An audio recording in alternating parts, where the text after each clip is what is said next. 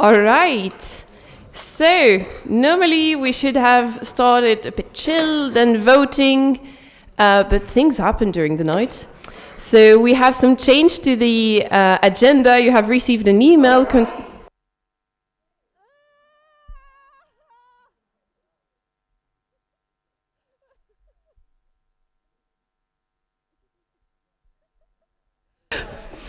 Okay, so you received an email with a change to the agenda. Just a little reminder, we're going to do a quorum check to be sure everyone is here, and then we're going to present the change to the agendas and see if you accept it or not. So, next slide.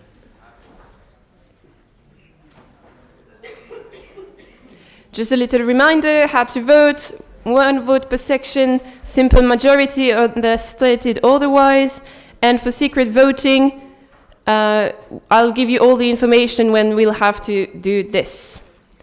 How to vote. Please, I want to show your voting device really, really clearly, and I'm going to ask the scrutinizer to come to stage, please.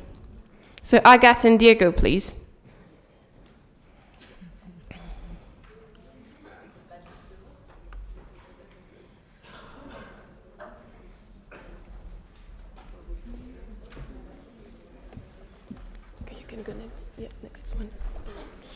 All right, the question for the quorum check is, have you seen that Lauren misspelled polydome on the agenda? Yes, no, abstain. Yes, the polydrome. Are you ready? Who votes yes, raise your voting device, please. We're doing quorum, right? Quorum check, yes. Okay, thank you. For no, raise your voting device. Very clearly if you vote for it.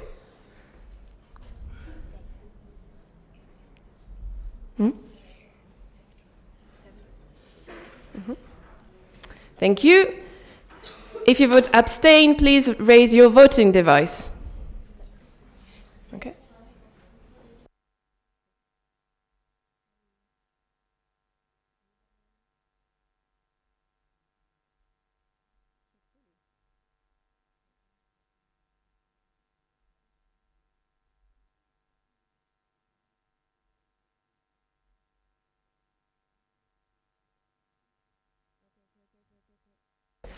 Okay, I've just heard that Hoer are blocked on the bus. So we'll do another quorum check when we have to vote on everything. But for now, I'm just going to show you the amendment to the proposed agenda. Thank you very much. It's good, you can go. We have quorum. We have quorum. We have quorum without Hoer. And we're going to do, sorry, quorum is met. And we're going to do an again when Hoer arrives. So we have a first change to the agenda based on 2 new amendment to amendment that we received on Friday evening and Saturday evening. So the idea is that we're going to have voting explanation a bit later on. And presentation first to the amendment to ESN EPFL amendment on special spots presented by the NB. We're going to have 5 minutes of presentation and 5 minutes of questions, and then amendment to the extra spot distribution policy cooperation events presented by ESN Zurich with 5 minutes presentation and 5 minutes question. Is there any objection to this proposed agenda? Yes? Just a procedural. There's an error in the timings. It jumps from 9:30 to 9:05. Yes, sorry. It's corrected in the next one. Thank you very much. Is there any other objection? All right. Then that's the new agenda. I'm going to send you the link. But before that, we have another amendment to the proposed agenda. Yeah, that's the... No, come back. Yes. So one section asked to postpone one of the voting. So I had to add the amendment to the proposed agenda and then postpone voting presented by ESN Lausanne.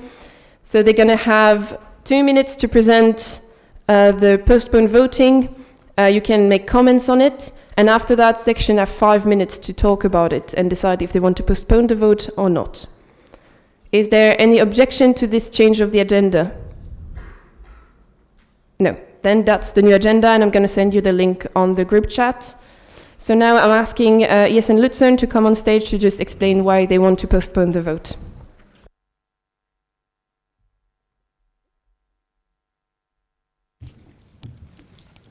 Thank you. Tom, II Lausanne. I would like to vote to postpone the voting for the signatures, as I don't feel comfortable. It felt like it wasn't really clear if it's allowed or not, which is why I would like to postpone it to next NA. Potentially, if it's really urgently needed, an extraordinary NA, I'm fine with that as well. But at the same time, I don't want to vote on something where I'm not comfortable to, if it's legal or not, what are the implications? So, yeah.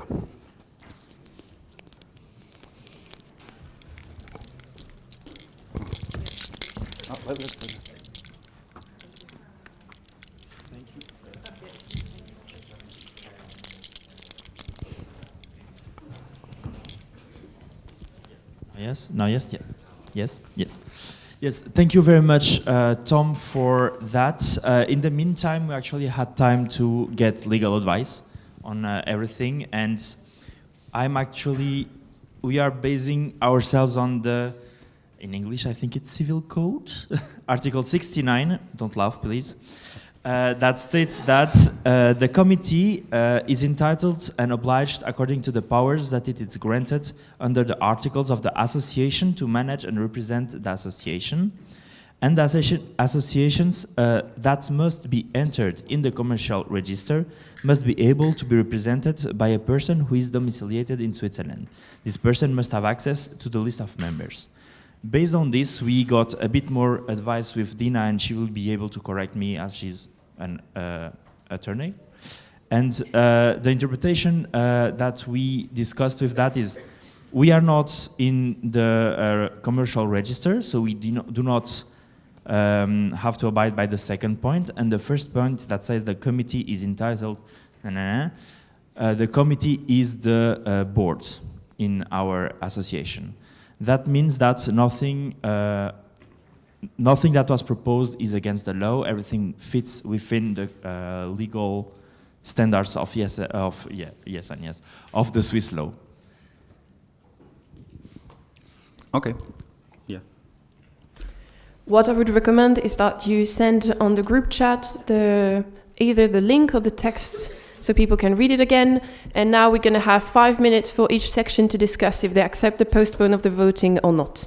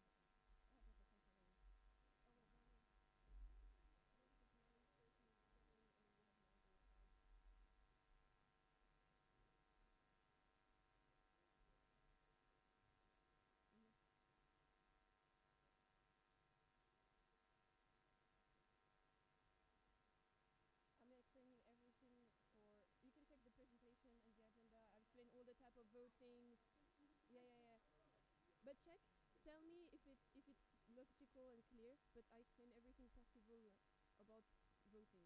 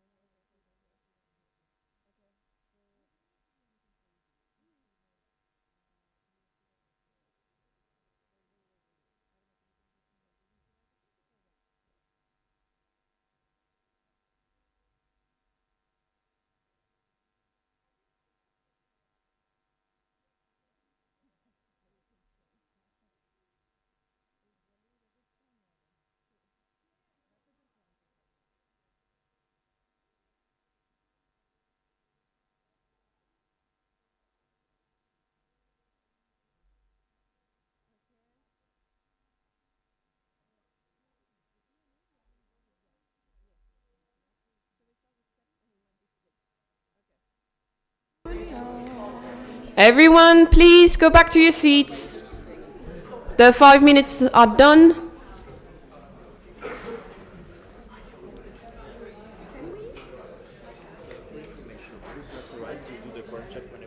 Yeah, we're gonna do it one again.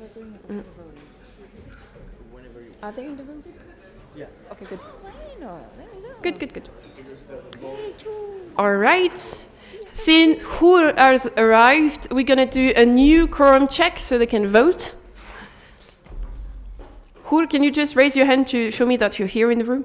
Okay, perfect. Thank you. It's fine. It's okay. Okay. Oh wait, there's a procedural from Axel.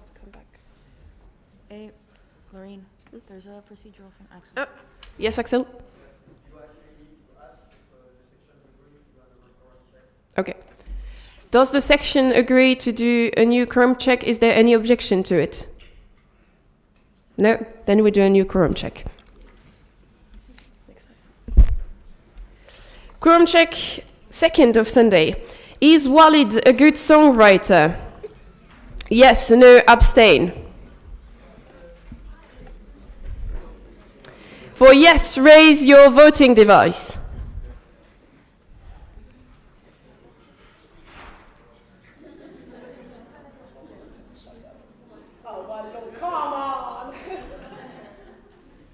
Domi, you did not see did you see the videos from yesterday? What? Did you see the videos from yesterday? Thank you. For no, raise your voting device. Thank you. For abstain, raise your voting device.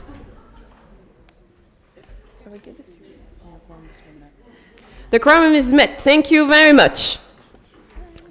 So now we are going to vote on the approval of the postponed voting. So for yes, please raise your voting device. Yes.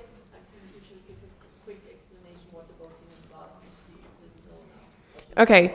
So the postponed voting is that ESN Lucerne required to postpone the vote on the signature, the amendment to the signature, so the statute amendments, because for them it was not clear legally enough, and the NB replied with a low article. So, do you approve the postponed voting? Yes, raise your voting device, please. Really high up if you agree with the postponed voting. Thank you. How many? Please raise your voting device for no.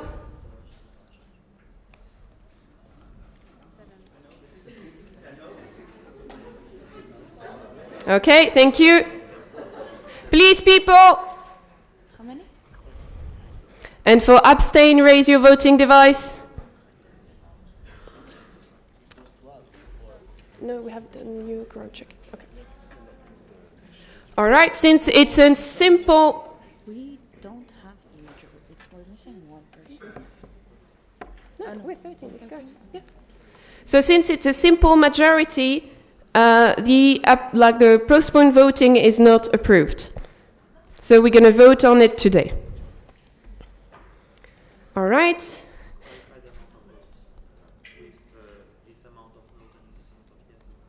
So for the postponed voting, we had 6 yes and 7 no. Since it's a simple majority, we don't postpone the voting. Now we have had another procedural question. Yes. Name and section. Walid, sorry. Procedural, Walid, ESN, EPFL. It is to split the SEP amendment that introduces many points of voting, and especially one of them, which is point 7 of finances, which is shown in the next slide. ESN, EPFL requests that this point in particular is voted on separately from the other points of the amendment.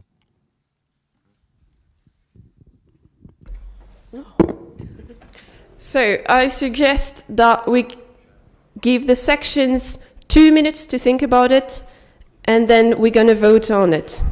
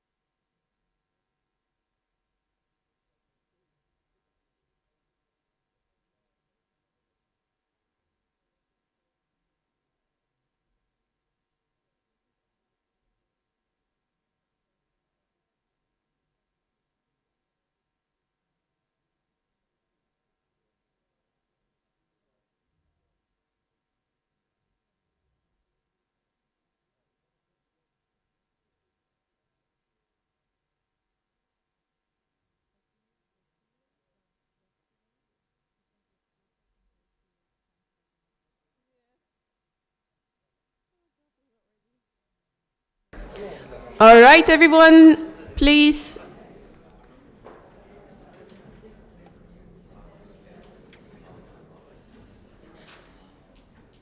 All right. So now we're going to vote on the approval of the splitting of the SEP amendment. So reminder to split and vote on the 7th point alone and vote for the rest together. So raise your voting device if you approve the splitting of the SEP amendment. For yes, raise your voting device. Really, really clearly high, please. Thank you very much. For no, raise your voting device. Thank you. For abstain, raise your voting device. Okay. So with 10 yes, 1 no, and 2 abstain, the split is approved, and we're going to vote on the SEP amendment splitted. And now we're going to go to the presentation of the amendment to amendments. Little reminder for people who are completely lost. When you do amendment to an amendment, it's to change the version of the amendment. So then when we vote on it, you choose if you prefer that new version or the old one.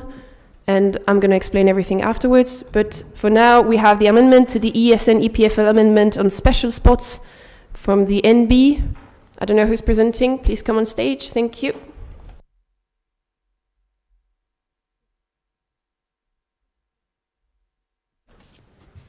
Yeah, sorry. It's okay. So, as mentioned briefly yesterday, we are proposing an amendment to the amendment of the special spots that ESN EPFL did yesterday. So, next slide, please. It's in the drive, as I wrote in the email.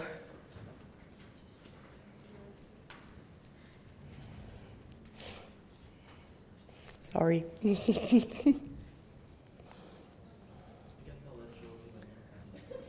I think you can look at me and see how I'm doing, and that's joke enough.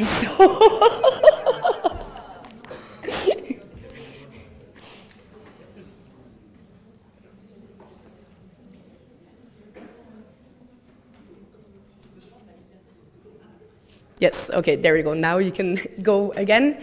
So the problem, as we said yesterday, is for once that according to our documents, any formal and binding vote needs to be at an NA or ENA. From what we understand, there's nothing saying that it can be other than that. That is the first problem. And then the second problem is that since it's votes on people, they would need to be anonymous. And we currently do not have anything set up that allows us to have an anonymous vote while still being able to check that a section only filled it out once. So this means it will probably be like a Google form or something like that, and then a section could fill it out 15 times and we would be none the wiser because it's anonymous since we're voting on people. The issue with the NAs and ENAs is that they have to be called at least 1 month in advance, and for those of you that have been to EGM or have wanted to go to EGM, you know that the deadlines are not set by us. They tend to be very short. We have to act very fast. So having to call an NA makes this very, very difficult. So our proposed solution, next slide please, would be this process. That again, the NB evaluates the candidates and conducts an internal vote, as we have done so far. We then notify the selected candidates and we communicate the selected candidates and the rationales behind it to all sections. This would probably be via Telegram and Slack, as we do all our announcements.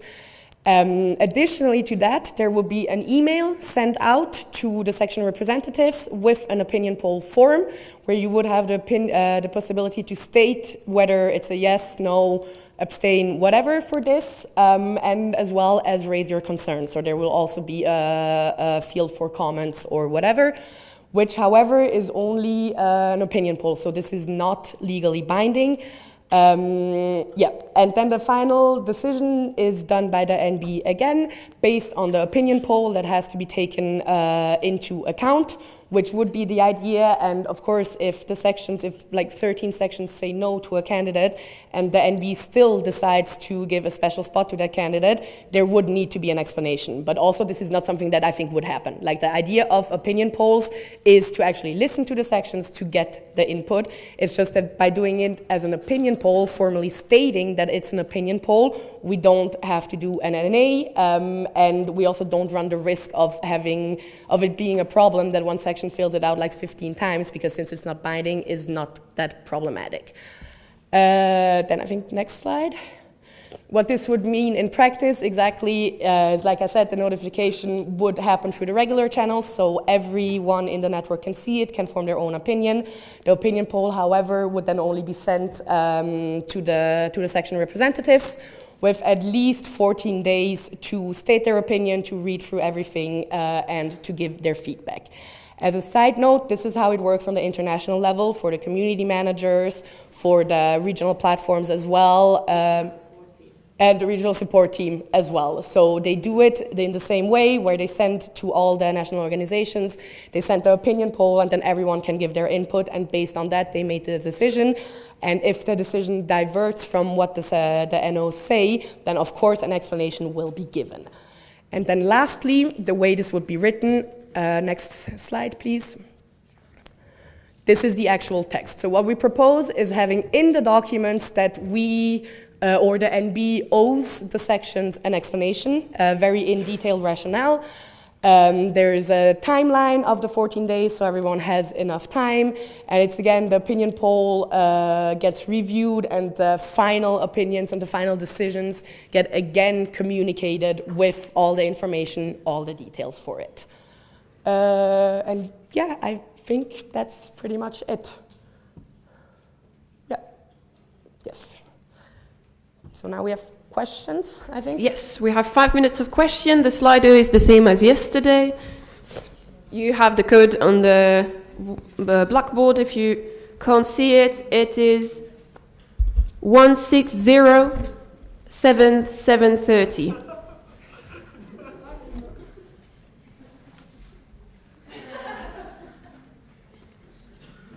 Could we have someone running with the mics? Matteo, can I ask you?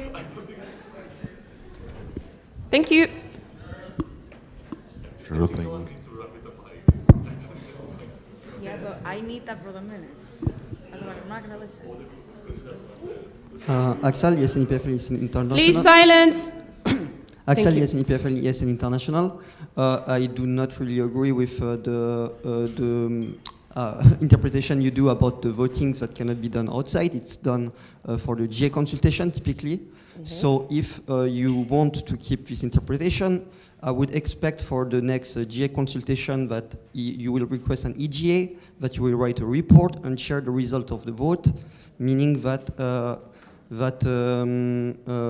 all the network will know what Yes and Switzerland will vote on. Because the GA consultation is not an opinion poll, it's a vote, it's stated as vote in our documents. So I'm just gonna want to ask you how you are gonna handle GA consultation right now. I mean, this has nothing to do with the GA consultation, but the GA consultation, the way it's written in the document, it says the vote of the section must be taken into account and that the NB is allowed to change. So it's written clearly in the documents that the votes are not legally binding, and that is the point. So we can call it an opinion poll, we can call it whatever, it's going to be the same thing. It's just about not having to call an NA to be able to get the vote. Reaction. In the document, it's clearly stated that it's a vote, and the vote can be changed by the NB only if some things happen during the GA that brings new things, yeah. And you cannot change the vote of a section just because you disagree with the result of the vote. So I'm sorry, but it's not really the case. It's not an opinion poll. It's not a binding decision because it can be overtaken, but only under certain conditions. Yep, but it's again not a legally binding vote. Yep, what? Sorry, Yes in Switzerland, it's not a legally binding vote. It's not the point right now, but yes. Axel, yes, NPFL is international.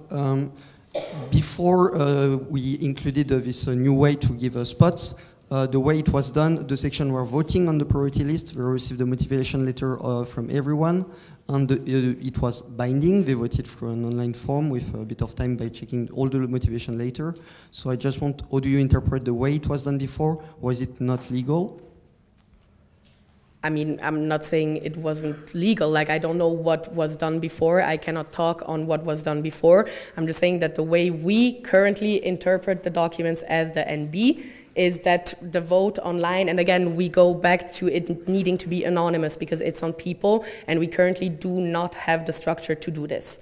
That is the main issue. It's not at all about not wanting the sections to vote. What we're trying to find here is a compromise to be able to have the sections vote on something without it causing legal issues. That is the only point of this. Axel, yes, and EPFL, yes, and International. So yesterday I asked some questions, and Daniel answered at some point that you trust the judgment of the section, but just having the approval of one of the decisions, you were kind of saying to the as the questions to Walid yesterday that you were not thinking that the section could do a good judgment because they saw only the interest for themselves, that they would lose some spots. I think it was said that. So I will just ask if you trust why, like, only on certain points you would trust the judgment of the sections. I mean, this is not something that I said, and for me it's the judgment of the sections. It's not that we don't trust the judgment of the sections, not at all. I mean, that's why we're standing here, that's why we bring all the amendments to the sections to vote on, even though not for everything we need according to the documents, but we still value the input. That's why we also hold consultations on everything. However, EGM is a very, very, very touchy topic, and there it gets to the point where no matter how great the judgment is, it can get personal relatively quickly. And eliminating the step that can make it either a popularity contest or whatever it is in my opinion the right way to go. So it's not about not trusting the judgment of the sections, it's about knowing how intense it can get with EGM and the spots. So like trying to eliminate risks of bad blood, and rather have the bad blood with the NB than within the sections. So. Thank you. Axel, yes, and is an international. What would happen, like, when I proposed the amendment to add the special spots, the most concerning point that the section raised was in case NB decide to only give spots to themselves, for example. So I was just wondering what would happen if one time there is an NB who decide just to send the special spot to themselves. What can stop them? I mean, currently nothing can stop them. That's just the way it is. That's the way the paper, all of it was written. I would, however, say that the NB gets elected by the sections, so I would hope that the sections actually trust the NB to not do this. It hasn't happened so far. I don't think it will happen. At least if I get elected, I don't plan on letting that happen next year. Because especially as the NB, you have enough possibilities to go to other events. So like the special spots really don't need to be used for EGM, especially considering we get 3 official spots anyways that usually go to the NB. So this, currently, there's no way to stop it. If it were to happen, then the only way to solve it would be to do an amendment so it doesn't happen again. But I honestly don't think it would, and seriously hope it wouldn't, that we wouldn't have an NB that would do this. Before the next question, we are out of time of questions, so now you have 30 seconds for your question and 1 minute to answer. Axel, yes, and EPFL. So last question. So you included like a period of no less than 14 days for the section to answer. But as you know, because it was the case for you last year, it can also happen during the process later on that we can grant special spots. So how are you gonna handle a special spot that needs to happen quickly? Not at all anymore. That is what happens if the section have to approve the votes. This leaves out the possibility to be able to do things rapidly. And that's just the way it is. It's with the 14 days, it's already better than the 30 that we think it would need for an NA. So yeah, it would be done before the registration's closed. It would have to be done also before we know how many spots we get, because as soon as we know that, no special spots, in my opinion, I think are going to get allocated because everyone will do the math. So this would all need to happen before. As soon as the registration's open, there will be an email saying you can apply until this and this date. Then we get everything gets transmitted very quickly to the sections, and then it's 14 days. That would all need to ideally happen before we know exactly how many spots we get, otherwise it can't stay fair. Thank you. Before the next question, is there anyone still typing a question? Then I suggest we close the speaker list. Is there any objection? No, then the speaker list is closed, and I think the next question has been covered. It was said it was anonymous. Yes. Yeah, it would be anonymous because it's a vote on people. Comments as well. What? You said a report with comments, the comments as well. Eline and Bern. Yeah, so the idea, the way I envisioned it, because again, assuming I get elected, it would be me handling this next year, so I thought about it. I think it would be a Google form or a type of other form. There are many ways to do this, where you for once can state your opinion, but you also get a field where you can like give a rationale on why you think this person should or should not get the spot. So ideally, it would be anonymous, yes. Tom, II Lausanne. If after the final decision from the board, the sections still strongly disagree with your decision, how can we make a change happen? Currently, there wouldn't be a possibility to make a change happen. It's the same as the way it is now. But again, I think we have proven as IS in Switzerland a lot that we tend to really listen to our sections.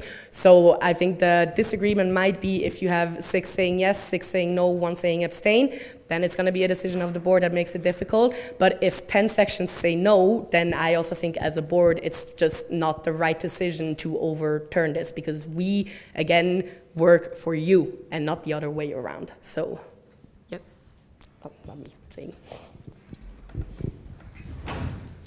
It should be like recognized as Olympic sports, running to give ESN mics. Daniel, ESN Switzerland, just a quick reminder, if you are not happy with what people from the NB are doing, you can revoke them. At some point, this is not a fight. We are there to work for you, so remember that you can remove the people.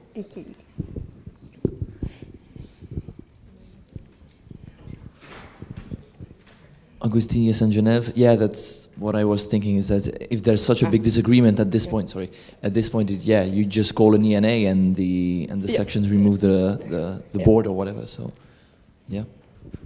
Thank you.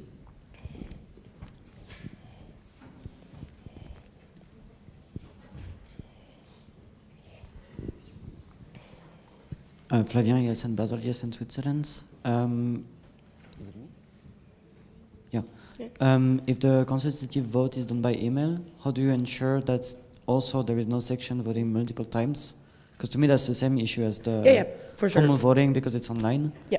So how do you handle anonymous voting and ensuring that this is followed? The reason why I said is I think it will be an issue if it's a legally binding vote is, again, because if this happens, that you have, in the end, 14 sections voting instead of only 13, and it's legally binding, we have to follow it, there's no way to check it. However, with the opinion pool, if you can also read the comments and everything, we get a bit of an idea. Possibly, but it's also the fact that it's not legally binding makes it less of a problem. Like, I fully agree, it's not ideal, and if this gets passed in any shape or form, I will look into being able to make this. Also with programs from ESN and softwares and whatever, there are a lot of different things that you can use for that, I know that. I'm just saying that currently, there's no way of doing it, so if we want to have it improved in some way or another, it would have to not be binding, so it doesn't cause that much of an issue. And then again, I would hope that we can trust the sections not to cheat on that.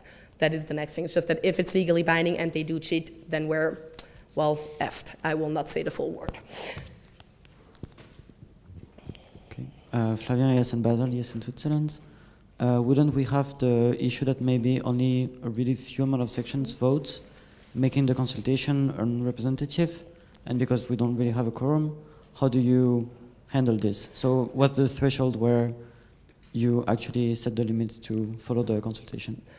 So this is, again, something that happens quite often on the international level as well, with the opinion polls where they just don't get filled out, and then you see for like a community manager, 10 people voted out of 45 NOs.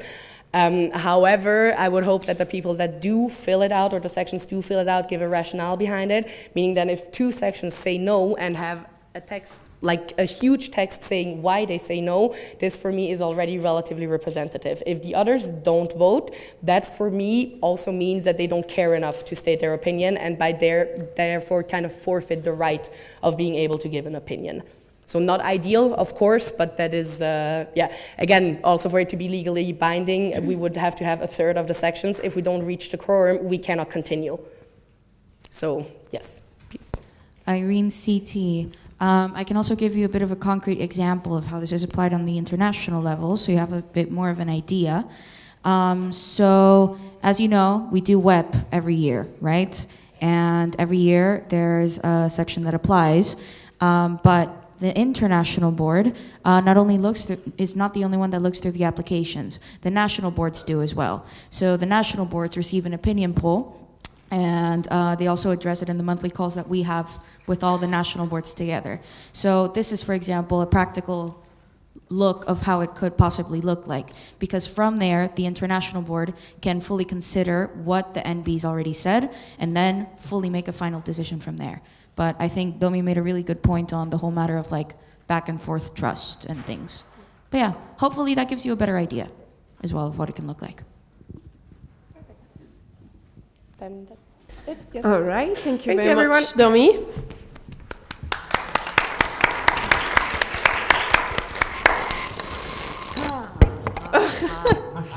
So now we're going to move on to the next amendment to amendment.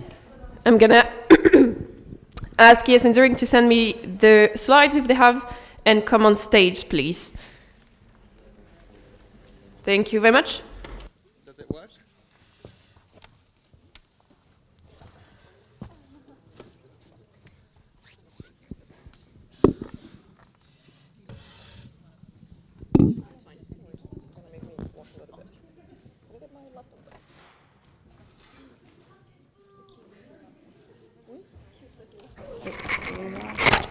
Coño de la madre. Okay, sorry.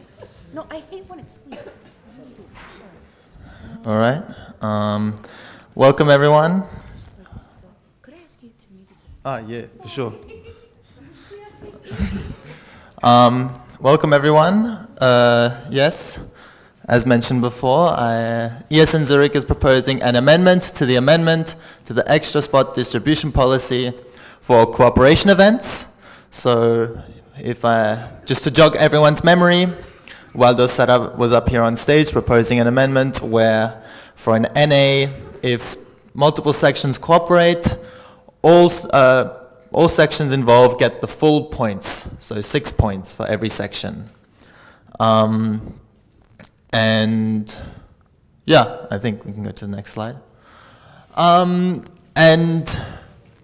as ESN Zurich, we feel like this is an issue that is worth addressing because, as it currently stands, if 2 sections cooperate for an NA, then they get half the total points, so 3 each.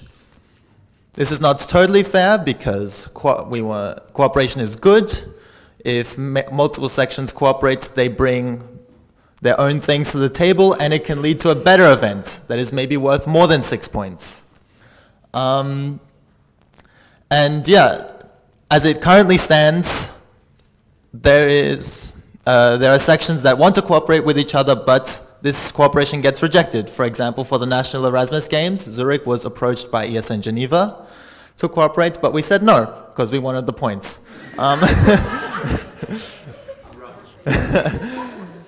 And you know, like it happened, but we would prefer it to not be this way. We like cooperating with other sections. So anyway, it's just a real life example of the rejection. Man, I'm so hungover.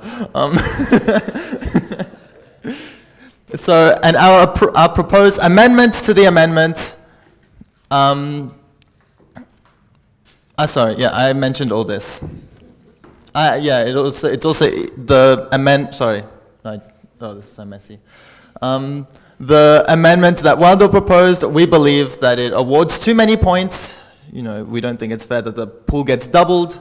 It can be easily exploited by sections just joining an OC with 1 member and then getting 6 points.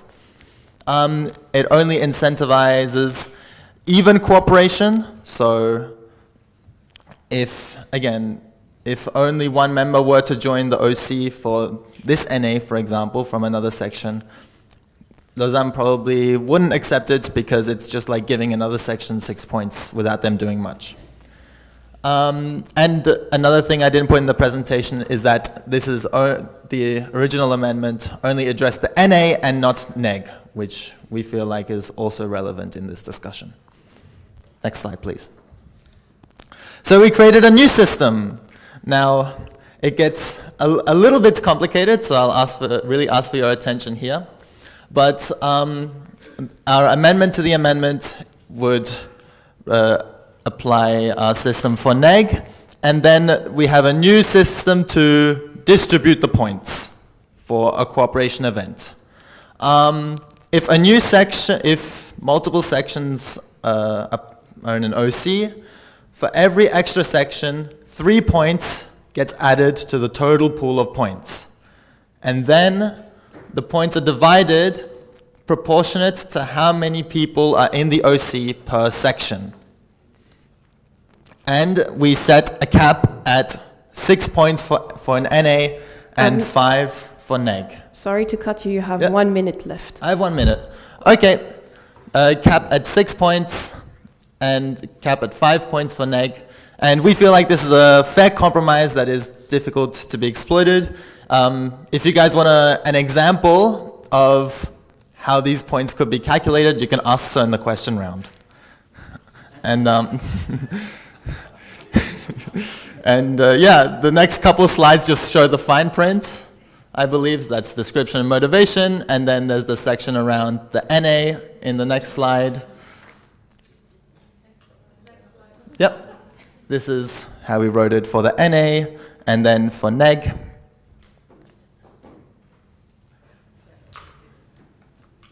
And yeah, that's my presentation. Thank you.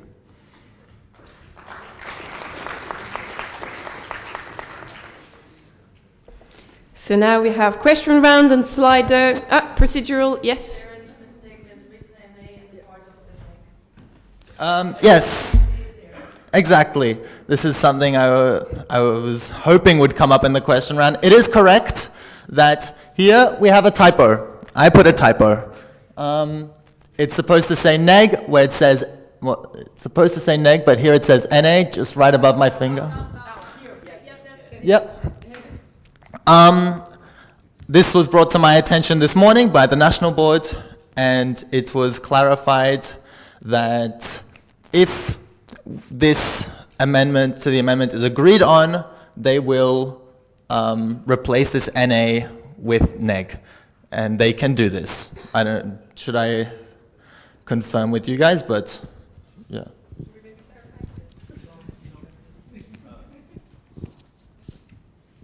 Daniel, ISN Switzerland. Just to clarify the process, I remind that the National Board can amend the documents that are not the statutes by a National Board vote and then communication to the sections. So we just amend that in a vote in our board meeting, and we replace neg by NA by neg, so that we don't need to go back and redo a vote or redo an amendment the next time.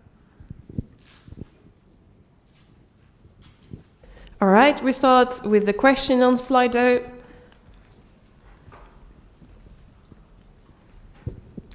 Tom, ISN Lucerne, can you give an example of how this would work for two sections working together? For two sections working together. Okay. I'm going to use the whiteboard, if I can. Yeah. Yeah, perfect. Mm-hmm. Ba, ba, ba.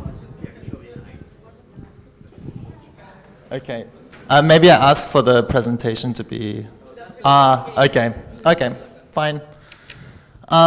So, I'll give the example hypothetical for this NA. We have EPFL and UNIL in the OC. Okay? And let's say EPFL constitutes 2/3 of OC members and UNIL 1/3. Okay? And NA is usually worth 6 points, but because there are two sections, it's 6 plus 3. So 9 points.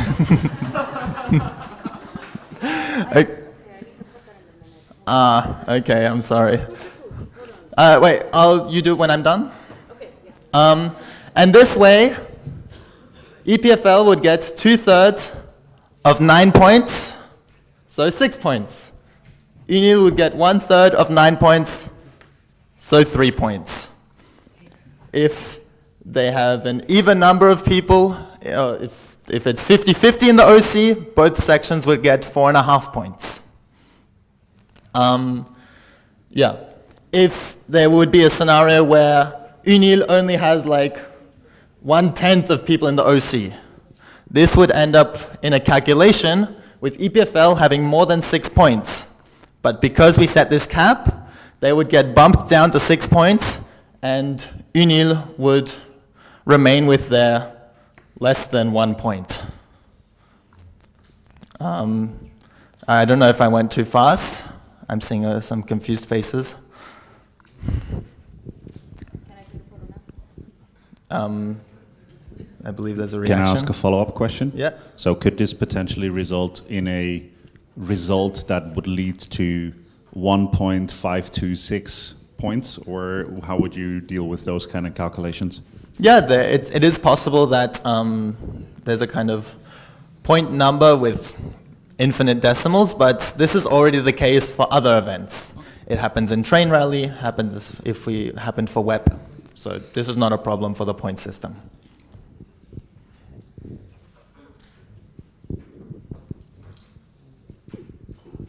Axel, ESN EPFL, ESN International. I'm reading the question of Waldo from ESN EPFL. Your proposal would propose a fair point distribution proportional to section involvement without any section creeping, right? Yes. No creepy sections. No creeping sections. Creeping into the OC like I mentioned in my presentation. Easy Day, ESN Switzerland.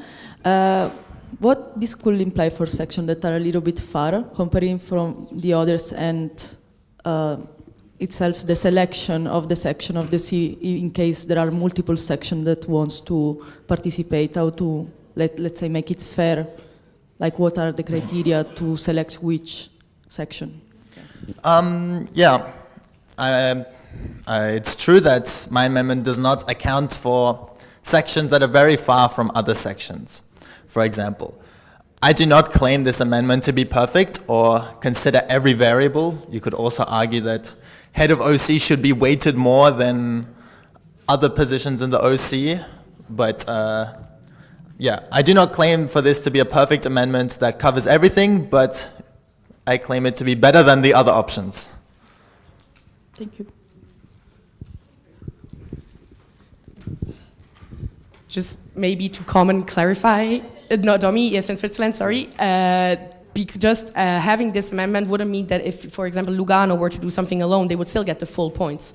It's just about how it gets handled, if it gets shared. So I don't really think it's a disadvantage that the collaboration is a bit more difficult. It's just for those where it is possible, it gets more enticing to collaborate. Before the next question, is there still someone writing a question on the speaker list? So I suggest we close the speaker list. Is there any objection? No, then the speaker list is closed. Axel?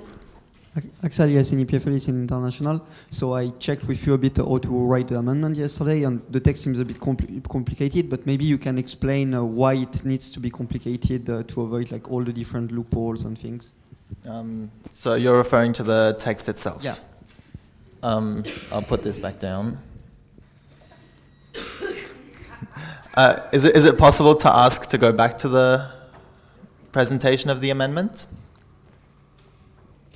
So what are you referring to specifically?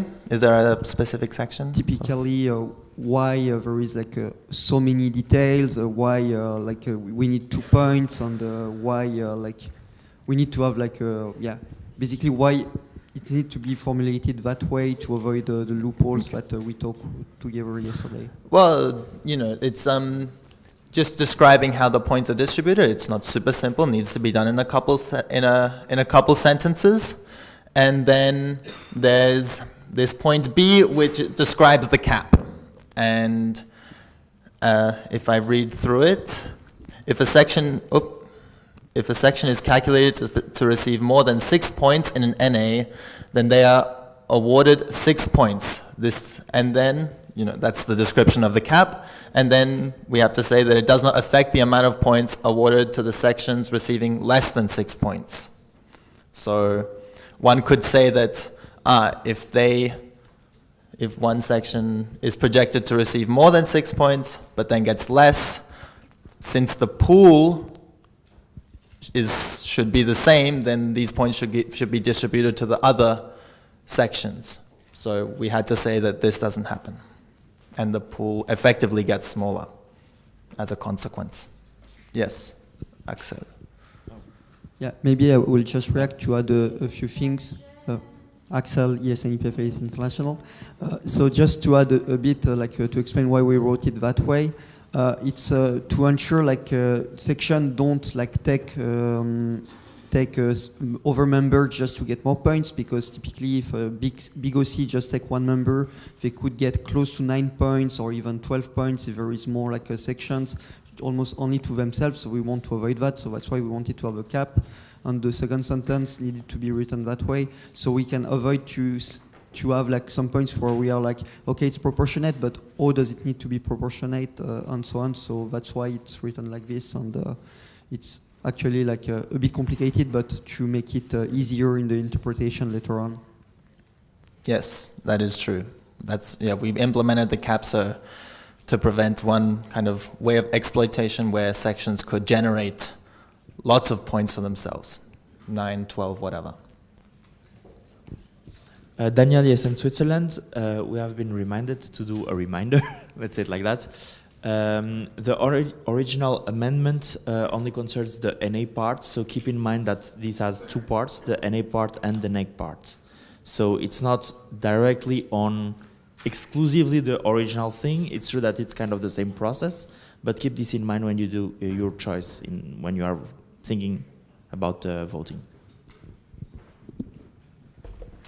All right, thank you very much, Matteo. Thank you.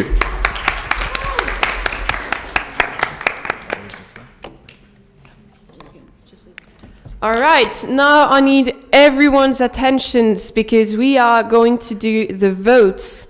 And I'm going to explain a couple of things first about voting. So please listen so you don't have questions afterwards. So voting rules, little reminder of the types of voting we have. We have simple majority. It means that the most votes wins. We have absolute majority, which is 50% plus 1 vote wins. And correct me if I'm not good in math, it's 7th section. And then 2/3 majority, it means 2/3 plus 1 vote. Then, for the type of things we're going to vote on, next slide.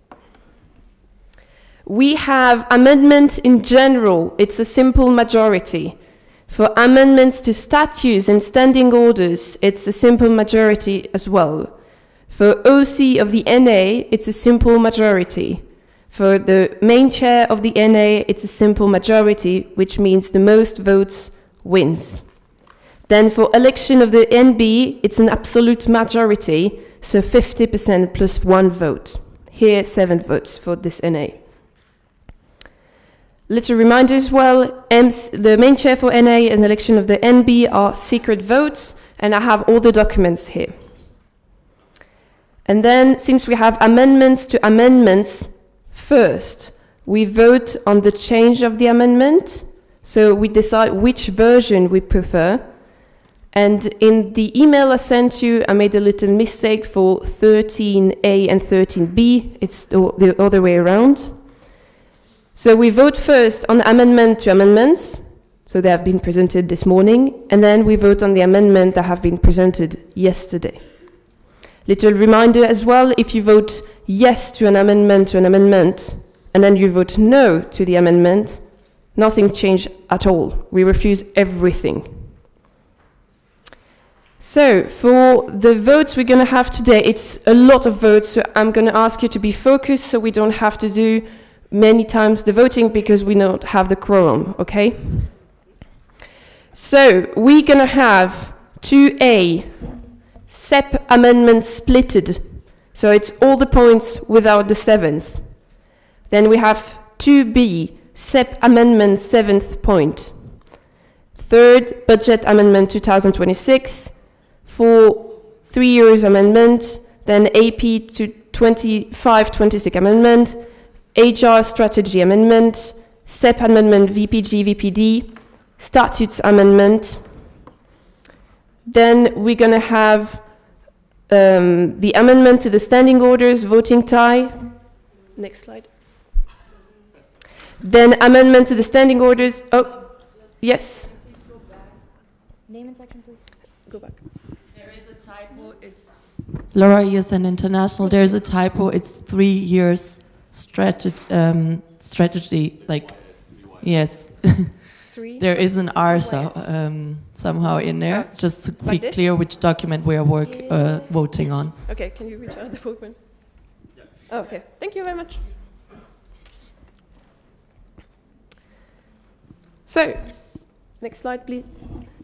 So, voting tie, amendment to the standing orders, definition of official documents, then BFC amendments, then 12A, amendment to the ESN EPFL amendment on special spots, presented by Domi this morning, then amendment to the extra spot distribution policy special spots, the one presented yesterday, then 13A, amendment to the extra spot distribution policy cooperation event.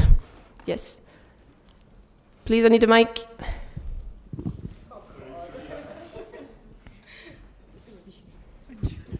Daniel Jessen, Switzerland. For the point 11 is BFC action plan amendment. That's the document we are amending. Or amendment to the action plan. Like this? Yeah. Thank you. So, 13A has been presented by Matteo this morning. 13B, amendments to the extra spots distribution policy, has been presented yesterday by Walid. And then we have OC of NA3. And after that, we're going to have the secret voting, and I'm going to ask the people represent... Yes. Oh, gosh. What's the wrong... How should I... Oh, shit, I'm so sorry. I'm very sorry. So for the secret voting, it's going to be on the President, Vice President of Governance, Vice President of Development, National Representative, Communication Manager, and Main Chair of NA3.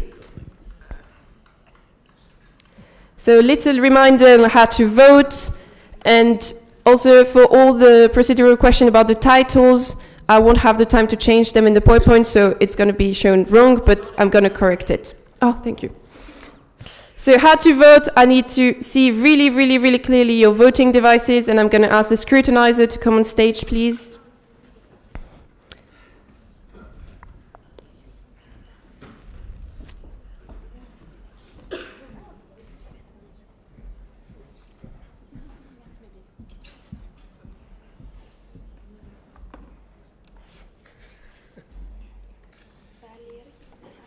All right, so first vote, 2A, approval of the SEP amendment splitted.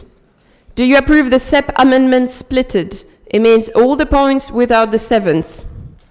Yes, raise your voting device.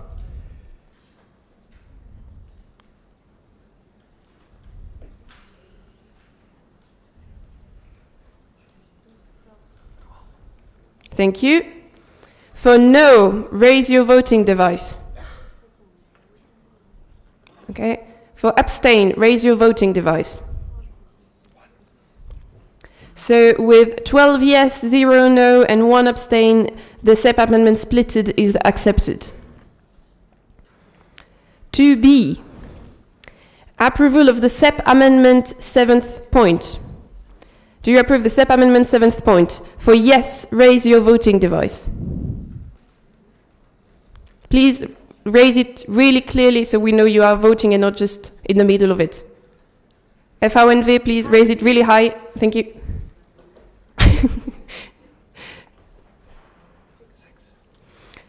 Thank you. For no, please raise your voting device. Thank you. And for abstain, please raise your voting device.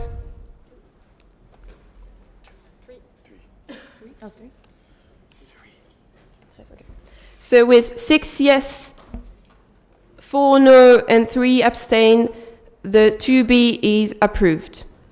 That's correct, yeah. Third, approval of the budget amendment 2026. For yes, please raise your voting device.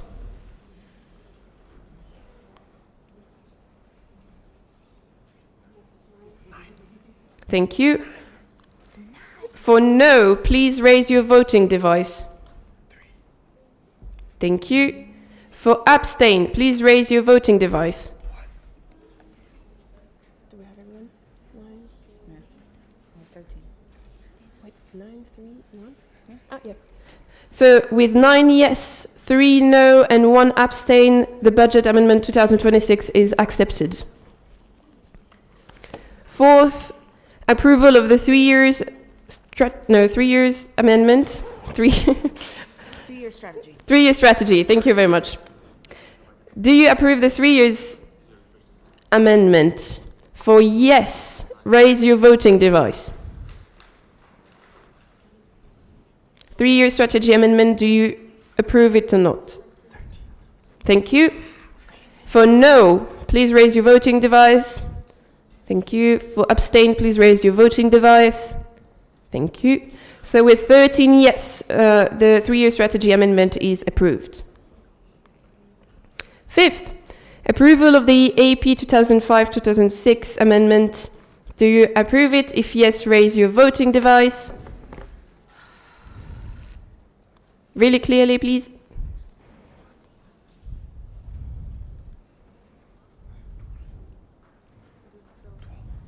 Thank you. For no, please raise your voting device. Thank you. For abstain, please raise your voting device. Thank you. So with 12 yes, 0 no, and 1 abstain, the AP 2005-2006 amendment is approved. Sixth, approval of the HR strategy amendment. For yes, please raise your voting device.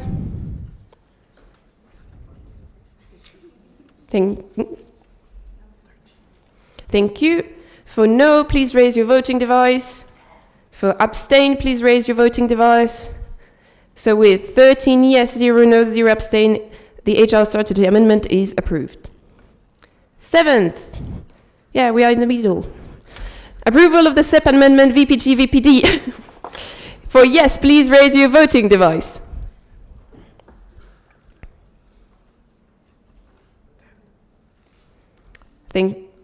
There was a change in the... Can the scrutinizer count again, please? Thank you. For no, please raise your voting device. Thank you. For abstain, please raise your voting device. Thank you. So with 11 yes, 1 no, and 1 abstain, the SEP amendment VPG VPD is accepted. Eighth, approval of the statutes amendment. For yes, please raise your voting device.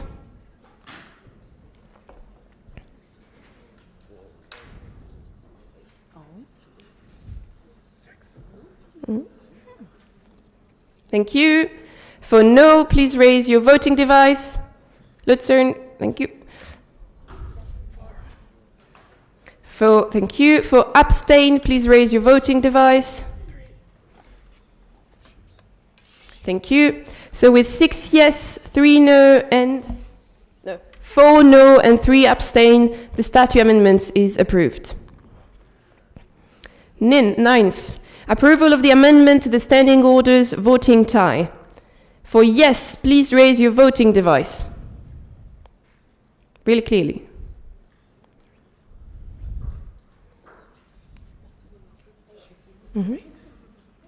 Thank you. For no, please raise your voting device.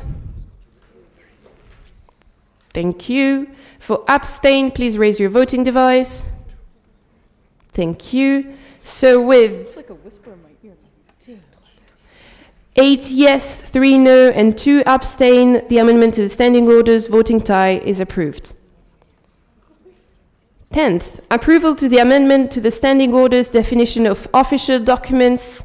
For yes, please raise your voting device.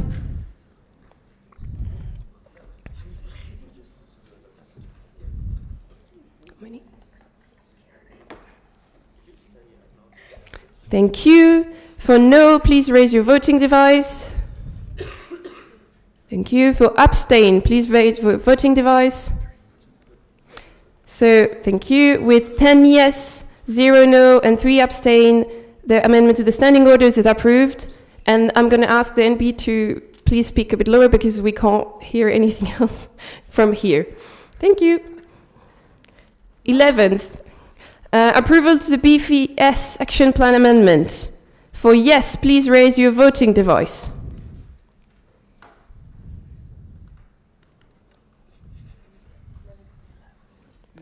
Thank you.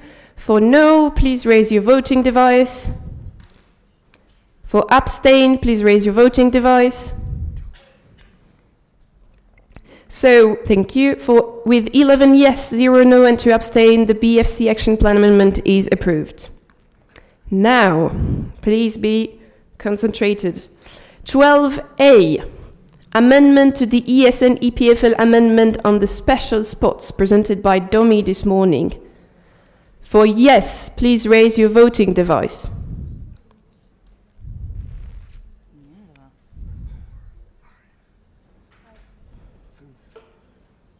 Thank you. For no, please raise your voting device. Thank you. With abstain, please raise your voting device. Okay. Thank you. So with 5 yes, 4 no, and 4 abstain, the amendment to the ESN-EPF amendment on special sports is accepted. So now we have changed the document. So we have added the change that Domi presented this morning, and we're going to vote on the amendment presented by Walid yesterday. So now it's not which version you want, but if you accept the text as a whole. Is it clear? Okay. I saw some shaking heads. Maybe clarify again. Was it not clear? Maybe re-explain it again. Okay. So what we just voted was which version you preferred, the one from Domi or the one from Walid yesterday. You accepted the one from Domi. So now the text is changed as a whole. So it's really the description as Domi presented right now. And now we're going to vote if we accept it to add it to our official documents or not. So if you vote yes, it's going to be added to our documents. If you vote no, we don't change anything at all. Is it clear? Okay. So for 12B, approval of the amendment to the extra spot distribution policy, special spots. For yes, please raise your voting device. Very clearly, please, Neuchâtel, can you a bit higher? Thank you. Thank you. For no, please raise your voting device. Lutzen. Thank you. Thank you. And for abstain, please raise your voting device. Thank you. So with 8 yes, 2 no, and 3 abstain, the 12B is approved. 13A. Approval to the amendment to the extra spot distribution policy cooperation event. So the text presented by Matteo this morning. So now we choose if we want this version or we want the version from Walid presented yesterday. For yes, please raise your voting device.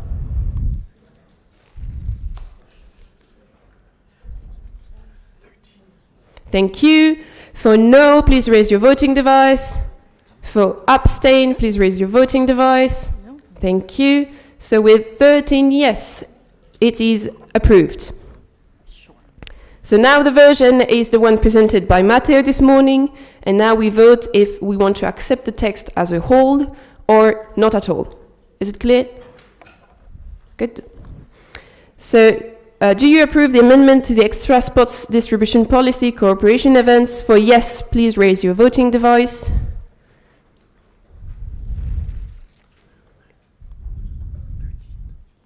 Thank you. For no, please raise your voting device.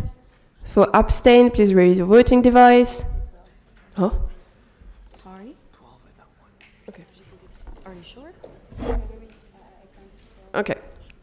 So with 12 yes, 0 no, and 1 abstain, it is approved. Last public vote, approval of the OC of NA3. For yes, please raise your voting device.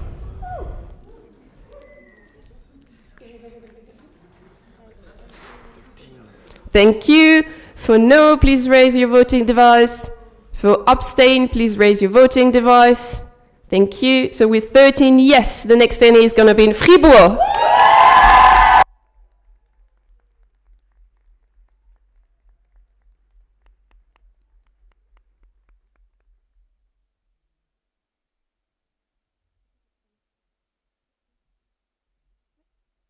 All right, so now we're going to have the secret voting. So the voting device holders, you can come to the CT table and you're going to get your ballots. Please stay seated for now till I'm the end of the explanation. We're going to show you how it's presented. You mark by an X for the choice you want. And then you fold the ballot in twice and leave it on the CT table. All right. So the voting device holders, you can come to the table with your voting device, please.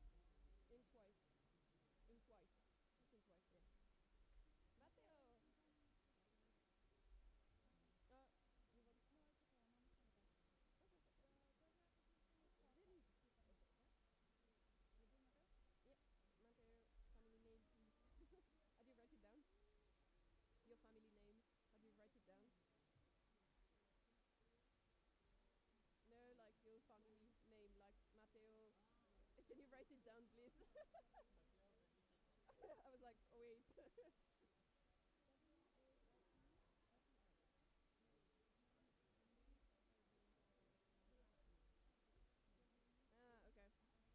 So just Leonie has been crossed, so don't kill it.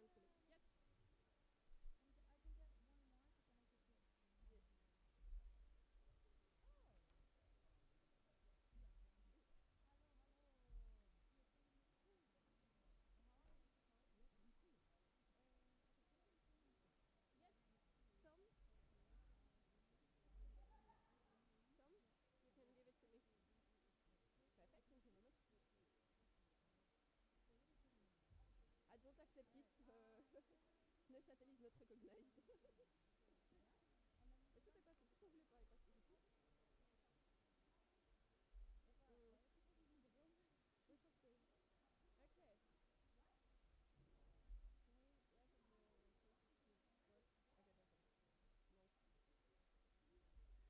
I have to bring them back to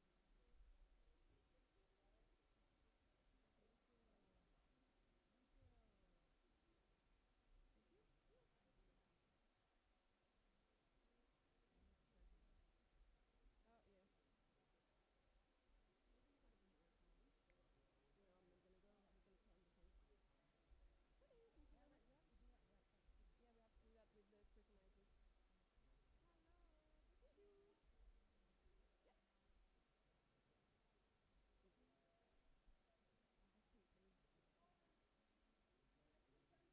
Good. Any job is a good person. Good. Stress. Okay, we have everyone. Okay. There is a presentation just for the workshop, presentation reminder, and then we need to call it.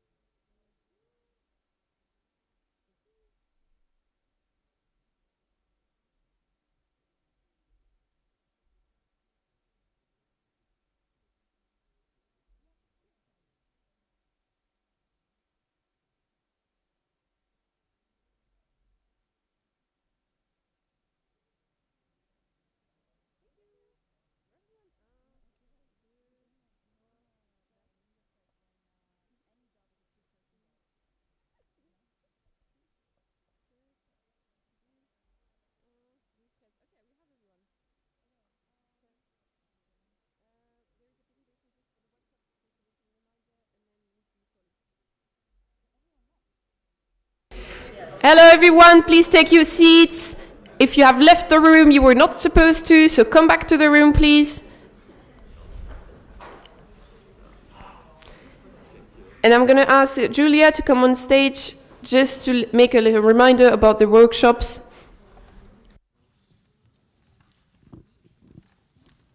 Can you show the slide? Okay. Hello, beautiful people. So thank you so much for registering to the workshop that we're going to have today. They're not going to happen now. They're going to happen after lunch. So based on what you said, the preferences that you expressed in the form, click. This is all the people. Please check that your name is on this board. We're going to show it again. And I can also send it in the chat. Just make sure that your name is somewhere. If anybody is missing, please let me know and we can arrange that before the workshop session. And then we're also gonna let you know where the workshops are gonna be, the rooms and everything, do not worry. Yeah, just checking that everybody is actually on the list. Thank you. Thank you very much. And now we're gonna have the introduction to Meet Your Colleagues. Please silence everyone. Thank you very much.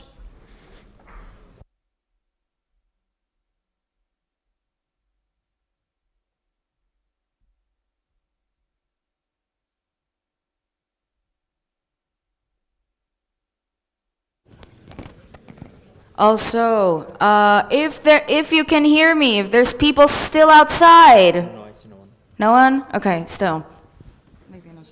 Thank you. So we are now going to meet your colleagues. For the ones that are not familiar with that, this is a moment where you are reunited. Yes, there was people outside. Where you are reunited with people that do the same thing as you in your own section. So it's like a moment of discussion between people from multiple sections around your topic. We'll have 5, I think, or 6 different groups. I was blinded. And you will be guided with your national level representative and so on. So I will ask the people that are supposed to lead the Meet Your Colleagues to stand up and join me on stage.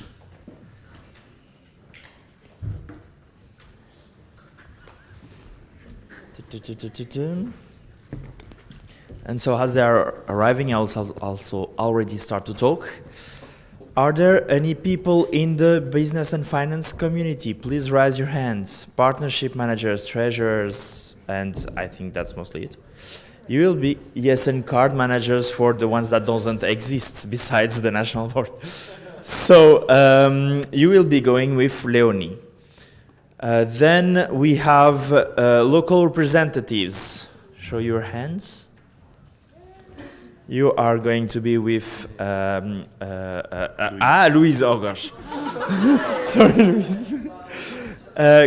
People working in the communication managers, active members in communication, and so on. Raise your hands. IT also. Okay, a lot. You are going to be with Dani. And then we have presidents or other education-related persons. Please raise your hands. You will be with Izide. VPs and HR and other health-related. You have Barbu and Benita. And finally, I assume all the rest is around events. Event managers, project managers, and active members at the local level that do events. Yes? We have also body coordinators. Body coordinators. You will be going with Matteo and me.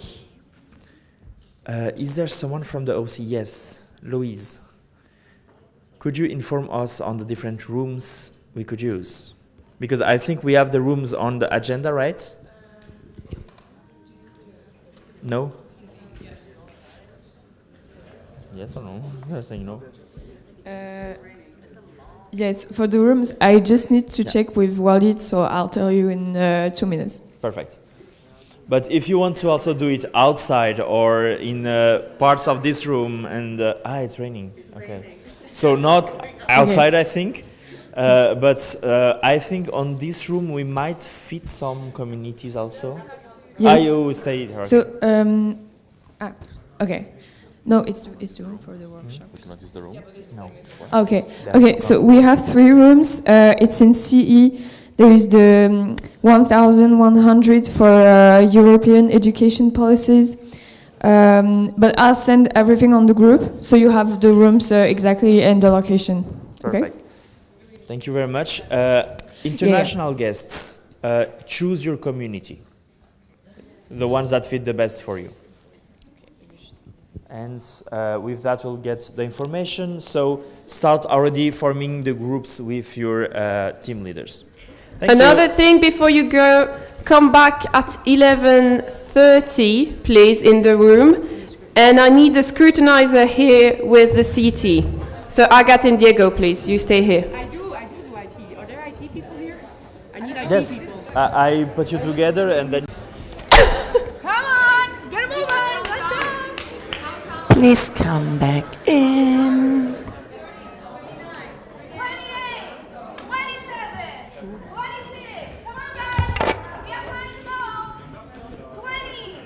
9, 8, 7, 6, 5, 4,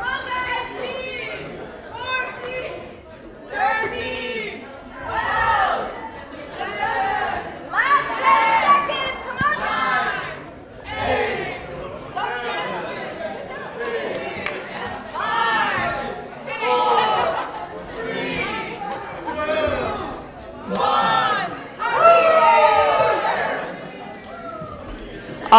right. So please, for the people remaining, we're not going to wait on you. So we're going to start now with a presentation of the next NA, which is NA-versary by Laura. Not the next one. NA. NA1, so not the next Yes. one, the one after that. Yes, thank you so much. Who knows when ESN Switzerland was founded? I see some hands. I see some hands. Yes, Augustin. 2001, correct. As we have the year 2026, that means we are going to celebrate 25 years of 25 years of ESN Switzerland this year. And of course we want to celebrate that. So next slide, please. A group of previous members of the national level kind of formed up and started to have an idea about this. We approached the national board with this idea, and this is why we're standing here in front of you today, to present this idea and to ask also for your support. So this event that we would like to organize should represent ESN Switzerland as a journey that from the past, present and future, shaped by people, the values and shared experiences, where volunteers are not only members but lifelong contributors to its mission and community. We would like to connect the alumni with you as the current members in this event, and what exactly that means I will tell you in a bit. Next slide, please. So at the moment, mainly Elena, who is the alumni coordinator, and me, I mean, by now I hope you know me, I'm the HR manager of ESN International. The two of us have been working on this idea. We will be joined by other members later on when we are more closer to the event. And both of us have been in the board from actually 2 years, 2 mandates long. Together, Elena was treasurer, I was vice president from 2021 to 2023. Next slide, please. So what is the concept and the rationale behind it? Yes, we want to celebrate ESN Switzerland the 25th anniversary. We want to showcase ESN Switzerland's engagement and advocacy work. Put this there. We want to communicate and reaffirm ESN Switzerland's values.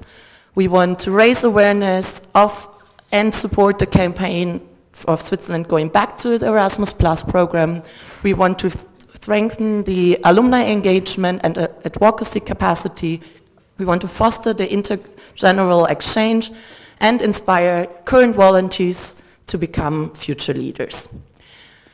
So, also because of that, we want to bring in the alumni. We are actually currently reaching out to all previous national board members. We have been in contact with the first president of ESN, who has been there from 2001.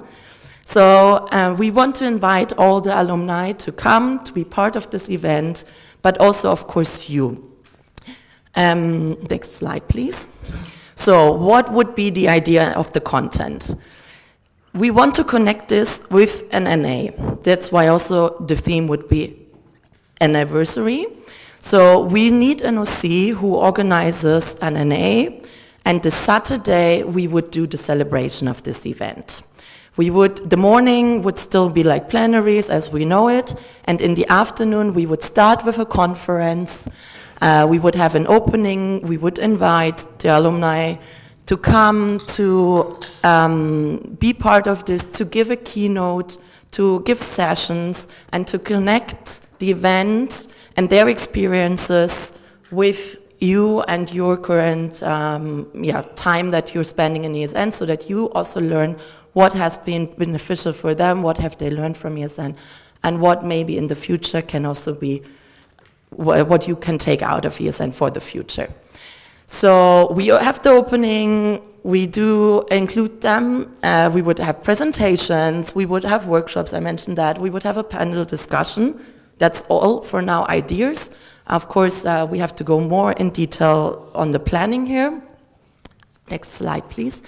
And then in the evening, we would like to have a little bit more of celebration. So the idea is to have a dinner or an apéro, and with the celebrations, that we have a video collage of alumni and events that have been happening in the past, that we give out a symbolic award and recognition presentation of the symbolic prize, that we celebrate the moments that we all shared together in the past, but also in the current moments, and then a little closing. So, why are we presenting this? Is also, next slide please. No, there's one more, sorry. Yes, the idea is that we create a dialogue between us and the alumni, us meaning the current members who are still in the network, and the alumni, and that we interact with each other, and that we inspire the volunteers to become future leaders. Now on the next slide. So now we need an OC for this. So we need a section who would like to organize this NA. So your part would be mainly being the OC, as you usually know that, for the NA. You would organize the logistics, meaning the university, the accommodation, all that, completely the same. And we would take care with the alumni team about the Saturday from like lunchtime, let's say, basically, and organize the celebration, the event, in collaboration with you. So it's not that we will do this completely on our own. And this is also why we bring this today, because of course we would like to start planning, meaning we need this OC earlier than usual. So we will not wait with the open call until NA3, but we will, or the board kindly will open this open call earlier, more or less basically now after this NA, so that we hopefully find an OC and that we can start planning together and have a great collaboration. So yes, if anyone would be interested in working with us in organizing this celebration together, we would be very happy if we find someone. Thank you. I think we have 5 minutes also for questions, is that correct? Yes. Any questions? There's one. Do they need to put them on Slido for this? Mm-hmm. Oh, wow. Yes, you have. All right. So first question is Axel. Axel, ESN EPFL, ESN International. So the mindset of the members of ESN quite changed a lot in the last year. We can remember the no pants first day of the international board a few years ago. And some NOs had some similar events, and there has been some issues, sometimes harassment between alumni and current members. So I just wanted to know, do you plan to address those issues to be sure that the alumni are kind of brief of the new mindset of the association? So one of the ideas is that we beforehand now start to sending out a newsletter to kind of inform, first of all, the alumni that we will celebrate this anniversary and what the idea is behind it. Then also, the people that we ask about, who wants to be part of panel discussion, all that will be briefed by us beforehand. As I said, the board will also be included into that, so it's not just the alumni team. The people in the alumni team will be more or less people from the same time than Elena and me. So we are not that long out of the association or still in the association in some ways. So we will also be in close contact with these people to brief them beforehand. But yes, we should be aware of this and we should address that. I completely agree with that. And I think it's something that we will keep in mind and that we see how we can develop this further. As any NA, there will be also a safety team, stuff like that, that of course if there would happen something we could reach out to. Maybe we have to think about the fact that someone of us would be also in the safety team, at least for this day, you know. So yeah, things like that we can discuss. Tom, ESN Lucerne. Is this a one-day event, week or weekend kind of thing? How do you imagine people from further away to go back home after the evening when it's late and trains might be having to leave early, stuff like that? So yeah, it's a one-day event, as it is connected also with DNA, and we cannot take more time away from DNA and the stuff that you would need to organize. So it's this Saturday. On Saturdays, generally, trains are going later around Switzerland, which is great. Time-wise, we need to see. Maybe we finish the official part with the alumni around 10, 11, and then there is, from the OC, a party organized. Something like that could be discussed. We can see about that, but yeah, generally it's one-day event, and time-wise, it would be at some point in October. So when the next NA, like the NA one, would take place. Yeah, but that is also something why we are bringing this now and opening the call so that we can fix this date, so that we can reach as many people as possible for this event. And then, of course, we also need to see how many actually sign up. So there will be a sign up also for the alumni, which is not connected to the normal NA sign-up. Barbu, yes, in Switzerland. Why do you call it NA anniversary and not anniversary? Because you said anniversary before. It's just rolls like. Did I? Okay, I have no clue. To be honest. The opinion of the NB is anniversary. Okay, we can discuss about that, I would say. For me, like, yeah, let's discuss this, what actually the theme is. Would need to ask Elena on that, because she came up with the name. I really have to be honest here. I'm here. Yes. So Julia is in Zurich, is in Switzerland. I was wondering if you were thinking of expanding the number of international guests that would attend to this event, or if it would be just normal as any NA. I think that's also something we would need to discuss further, also with the NB, because if we invite international guests, we usually cover certain travel expenses, so this we need to see. Of course, we would like to maybe invite, or at least have a online presence, a video short notice from the international board, president preferably. So yeah, that we can see, but I think it's something we would need to discuss to see. Of course, the people that come as international guests to DNA, they are invited to come and join in this as well. Thank you. I didn't know where to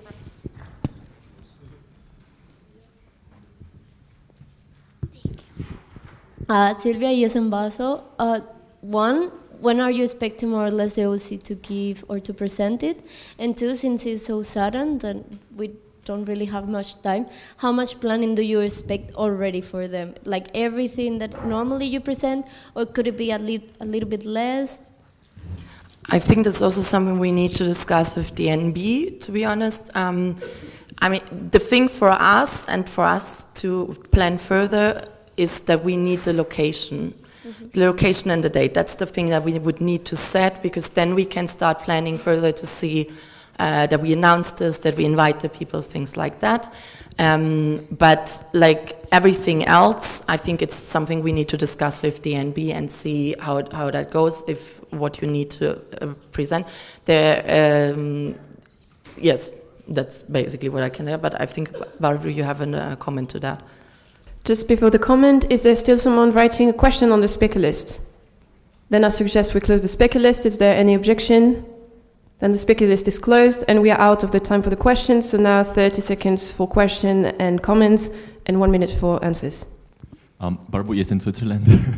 So the plan right now is to open applications soon and to have an ENA in between NA2 and NA3 to elect this. It's not going to be like, you don't have to send application in like the next week. It's going to be like a longer timeline, but the idea was to just have an OC before NA3, just so we can start preparing with the alumni and really have like a location. Thank you. I'm also the next one. So Silvia again, ESM Basel. Are you open to help and guide the OC if needed because of the change of the distribution of the Of course, still also this is something we need to see with the NB, because it's the NB's job to guide the OC, not ours, but of course we would be their support if that's it's something that you would like, of course. But yeah, this is also something we would need to see how exactly the task distribution is. Okay, thank you. Maria Jessen Winterthur. I have one question. Do you have a separate budget for this event, or do you plan to? Or thank you. Yes, so we already discussed with DNB that there will be a bit more money for this NA. We also are going to apply to a grant from ESN International. The application is due in May. If we get this grant, we don't know. But everything that we are planning at the moment, except of the dinner, if it's in a normal NA setting, it would not cost much more, or like more or less nothing more, let's say, because the rooms, everything we would use from the normal NA as well. Of course, that depends if you need to pay something for rooms in general, depending on where we are. This we need to see. But yeah, there is some additional funding for this. I just have one reaction. We did try it for NA1 Winty, yes, and Winter Tour Maria. We did try it for yes and Winter Tour's anniversary last year, and it was impossible to do it without a complete separate budget. Sorry, I don't really understand how that is related now. No, just because you said that some parts could be included into the NA's budget for this event. But yours were a local celebration. This is a national celebration. So this is a difference, of course, yeah. Daniel, yes, in Switzerland, also on that, we could see with the National Agency of Mobility that could also potentially have a grant for that. Yes. Tom ESN Lucerne.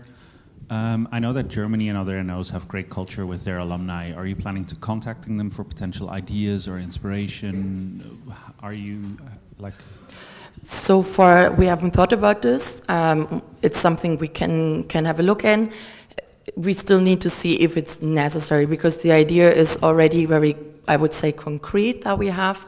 So I'm not sure if it really is necessary, but it's something we can have a look into, yeah. Thank you. So I hope we find someone who applies.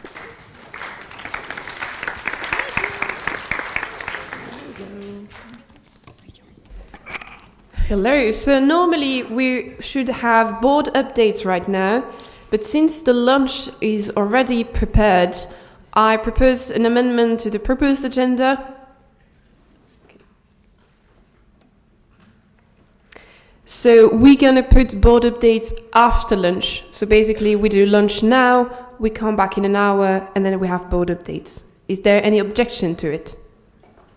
No, then that's the new agenda. And I'm gonna ask the OC to come on stage to explain a bit about the lunch, and I'm gonna send you the new agenda on the group chat.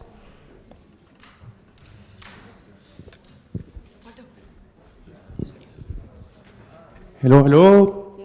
So lunch is gonna happen at the same as it's rainy. We're not gonna provide lunch at the same place as lunch for yesterday. So lunch will be at the place you had dinner yesterday. So the Esplanade building. So if you remember correctly, you go towards the metro and then inside the main building. Also, there was an OC announcement regarding, and as we have a few minutes, the winner of the social program last night. So the winner of the best section trophy is ESN Basel.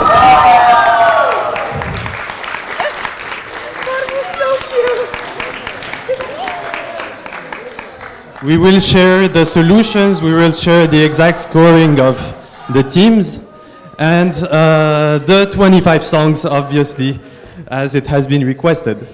Other than that, family costumes, contests, and so on will be shared later on during the day. And that's mostly it. Oh yeah, don't forget, we did make an announcement about it yesterday, but sugar cubes are available if you have never done it. It's writing a kind word of appreciation to people you might have shared this NA with. There are pens at the back of the room. If at some point anything is missing, please write a message. We should have enough post-its to accommodate for everyone, but same if some are missing, just let us know. We talk about like 5,000, so it should be okay, unless you write, unless you write like one message to everyone and everyone does it, then voila, but otherwise it should be okay. And yeah, that's mostly it. So now I think we can go for lunch. Yes? Yeah, we can go for lunch and we come back in an hour, meaning at 1:07. And be on time, please. I beg. Please. Oh, the cute faces of the cherries. We have an amendment to the proposed agenda. First, to move the workshop session a bit earlier because one of the facilitators has to leave. And the other thing is to do a coffee break after it and then do the energizer. So we're going to have board updates now, then workshop session, then a coffee break, then energizer, and then international updates before the voting results.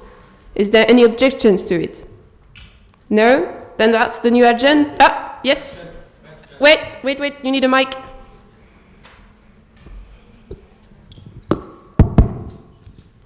Martin, ESN Winter Tour. By now, are you planning on shortening any of the following agenda points? I'm going to be very, very straight on the question for board updates. And for the workshop session, we think we're going to shorten it really slightly, but we can't shorten it too much because it has been prepared like this. So, yeah. We're really sorry we're late. Like for the lunch, it was out of our capacities to make it shorter.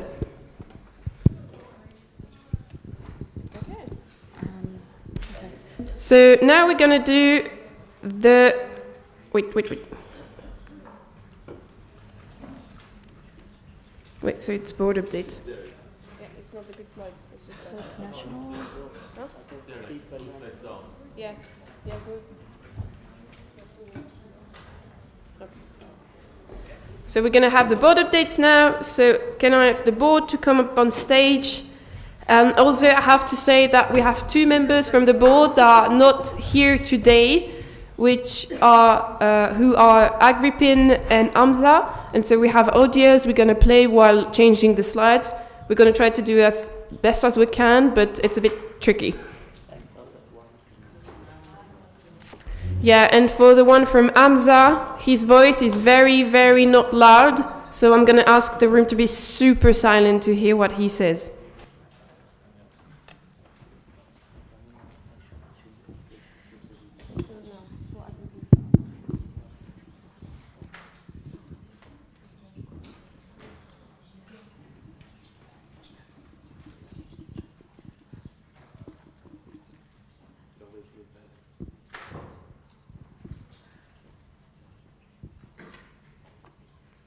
It's giving panel.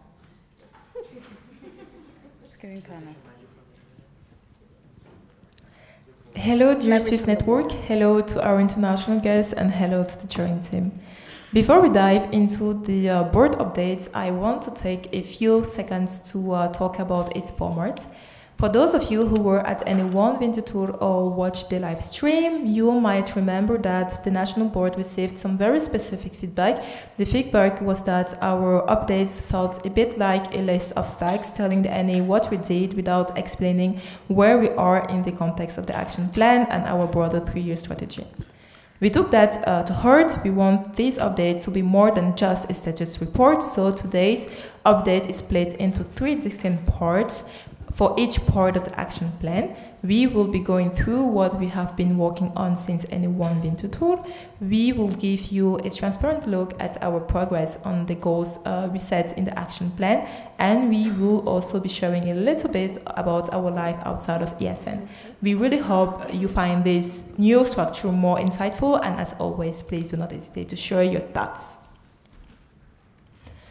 To very briefly introduce myself, for those who haven't met me yet, I am Agripin, ESN Switzerland National President. I'm currently exactly 5,990 kilometers away from Lausanne, pursuing my studies in Canada, which is why I am joining you via this recording. So, since N1 Winter Tour, the governance side of this mandate has been focused on keeping the gears of the network turning. Here is the breakdown of what that looks like. We have maintained regular monthly calls with the national board, national level, national organizations, etc. With the support of Darius, ESN Switzerland liaison officer for the political domain, we have maintained active participation in the Erasmus Plus working group, and on this topic, ESN Switzerland submitted, thanks to the amazing job of Darius, a formal position paper to the Swiss Federal Council as part of the consultation on the stabilization and development of Swiss-EU relations. The fall semester check-ins with all the national level teams was completed, and 2 national level teams check-in for the spring semester were done so far. We are also on an ongoing communication with a higher education institution regarding a new section in Vaud, and more precisely in Lausanne. We held a successful vote of confidence on the new national level structure. I will talk about ESN Switzerland recognition certificates in a few minutes. So I will close this first part with saying that if you course were organized for the local present community as well as a community meeting, shout out to Oriane, ESN Switzerland liaison officer for institutional domain, who helped a lot here. Now let's move to the heart of this presentation, the action plan. I will go through the goals one by one with you. Regarding the tracking and evaluating strategic goals, at the national level transition weekend that took place in August 2025, we ensured the 3-year strategy was presented to the international level. We also presented the strategy tracker at the start of the fall semester. However, I'll be super honest, monitoring this is a bit challenging, but it is still an ongoing effort. And as I said earlier, 2 national level teams mid-mandates check-ins were done so far. That said, there is a very good communication with the NB, so we are very much aware of each other's progress, needs, and provide support when needed. Regarding implementing new support bodies, at NA1, we voted on the changes to our statutes assigning others. This formally defined the roles of the procedural auditors, audit body, and arbitration board. The next step, which we will start in the coming weeks or month, is to collect and analyze best practices from other national organizations to see how they manage these bodies effectively. When it comes to monitoring national level projects, this is a work in progress. We completed fall check-ins, and as I mentioned, spring is on the way. We presented updates at NA1. We are doing it now at NA2, and the final 33% of this goal will be realized at NA3 2026. We will also be presenting the annual report at the last NA of this mandate. Coming to smooth role handover, we have provided a transition template to the national level in the shared drive at the end of the previous mandate, beginning of this mandate. We also held a Q&A, question and answer call for the open national board positions in February. And as the mandate winds down, we will focus on completing the transition documents to ensure the next team starts strong. Regarding the road to the secretariat, this is a long-term professionalization goal. No concrete actions have been taken on these specific points yet, but it remains a pillar of our strategy. Regarding recognition of volunteering work, many of you at the local level have claimed your certificates. This first part of the issuing process is still ongoing for the national level. Additionally, we have a survey ready to launch.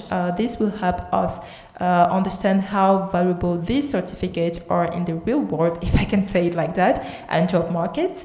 The data will eventually go into the plan how to use your ESN experience booklets. Last but not least, building a professional external image. We have been very active here. We brought Simone, ESN International President, to give a speech at NA1 Winterthur, and Marco to this NA, and international trainer and institutional stakeholders were invited at our events. ESN Switzerland has also been invited to several stakeholders' events. Finally, together with the education team, we have brainstormed a newsletter. Its goal would be, among other things, to keep our stakeholders and partners informed about what is happening within ESN Switzerland and across our broader network. Now, a little bit about my life here in Canada. Since winter hit us back in November, to be honest, it was a total shock.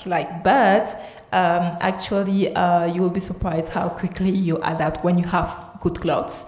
Now minus 14 degrees seems like a pleasant day to me. I've joined a students association that organizes written retreats for masters and PhD students. It's also quite demanding, but the soft skills I've acquired in ESN have been a total lifesaver. I'm working as a research assistant on a project studying how economic crimes can undermine the quality of democracy. I also started a teaching assistant position this semester for a course on organized crime. For a little bit of context regarding these topics, can be a little bit weird. I am currently pursuing my PhD in criminology. On a fun and sporty note, I started ice skating classes. So if you see me at the 2030 Winter Olympics, you heard it here first. Before giving back the mic to the chairing team, I would like to say that why I cannot be in the room with you nor online. I will be watching the streaming, but not live this time, unfortunately. However, I remain fully available on Telegram, on Slack, and by email, so please do not hesitate to reach out if you have any concern or questions. I'll be very happy to listen and to provide you with answers. So thank you very much for your attention. To our international guests, thank you for making the trip to Lausanne. To all, enjoy the rest of the NA, and I hope to see you all in person very soon. Thank you.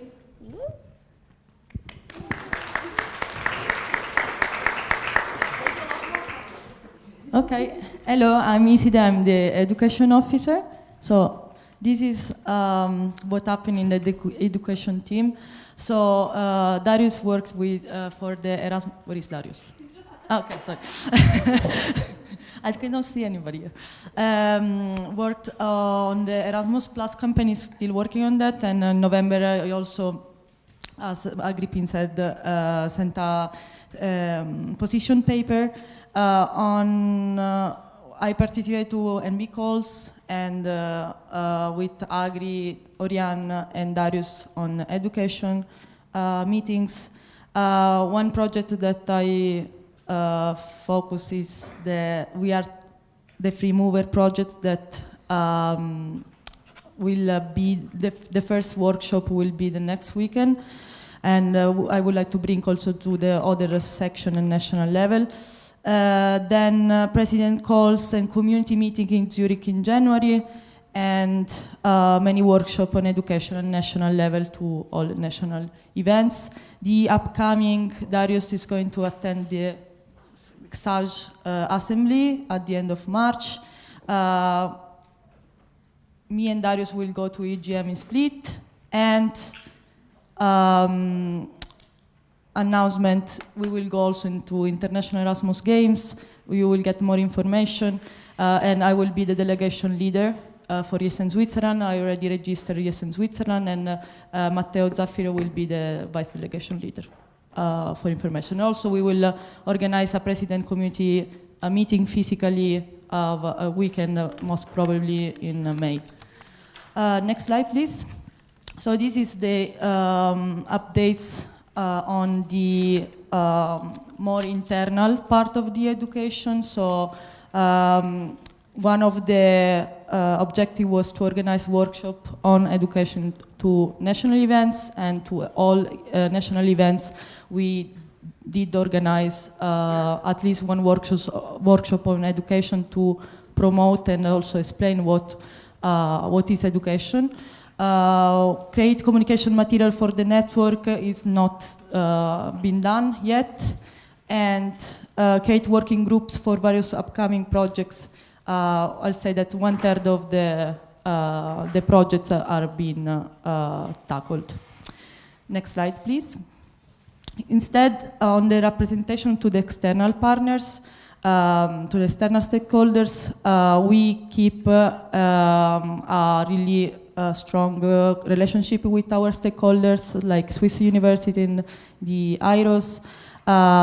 We started to create a draft and report for education projects that will be shared at the end of the mandate. And we also improved the stakeholder map mostly last year, and then by this mandate we will also leave to the next people the updated map. Small note, there is nobody yet that applied for education officer, so this is the time also to promote my position in case somebody is interested to the next NA. Okay, next slide, please. This is mainly about the political domain. So again, Darius that is actively participating to the initiatives to Erasmus Plus campaign and participate to the meetings with our stakeholders and so on. On the next slide, really quickly, my personal life. I always like to put my dog, in the slide because it's big part of my life. It's not really an update. So what happened since last NA, I became a student representative for my faculty of economics. I started a research assistant position on a project at II Lausanne, my university. I passed all my exams. I mean, it was nice to mention. It was really a tough period, I have to say, December and January for me, because I had 10 exams. So it was quite difficult. And yes, I would say that I don't have so many updates. I'm basically living in the university and I'm really participating to many things related to universities. So tomorrow I have a table round with a Nobel Prize. I don't know why they pick me, but because I don't know anything about the topic, but yes. And also to a skills employability event of the university, I will be the student representative with the companies. There are not many updates, but yeah, again, I'm living in the university, so this is basically what I do. Thank you.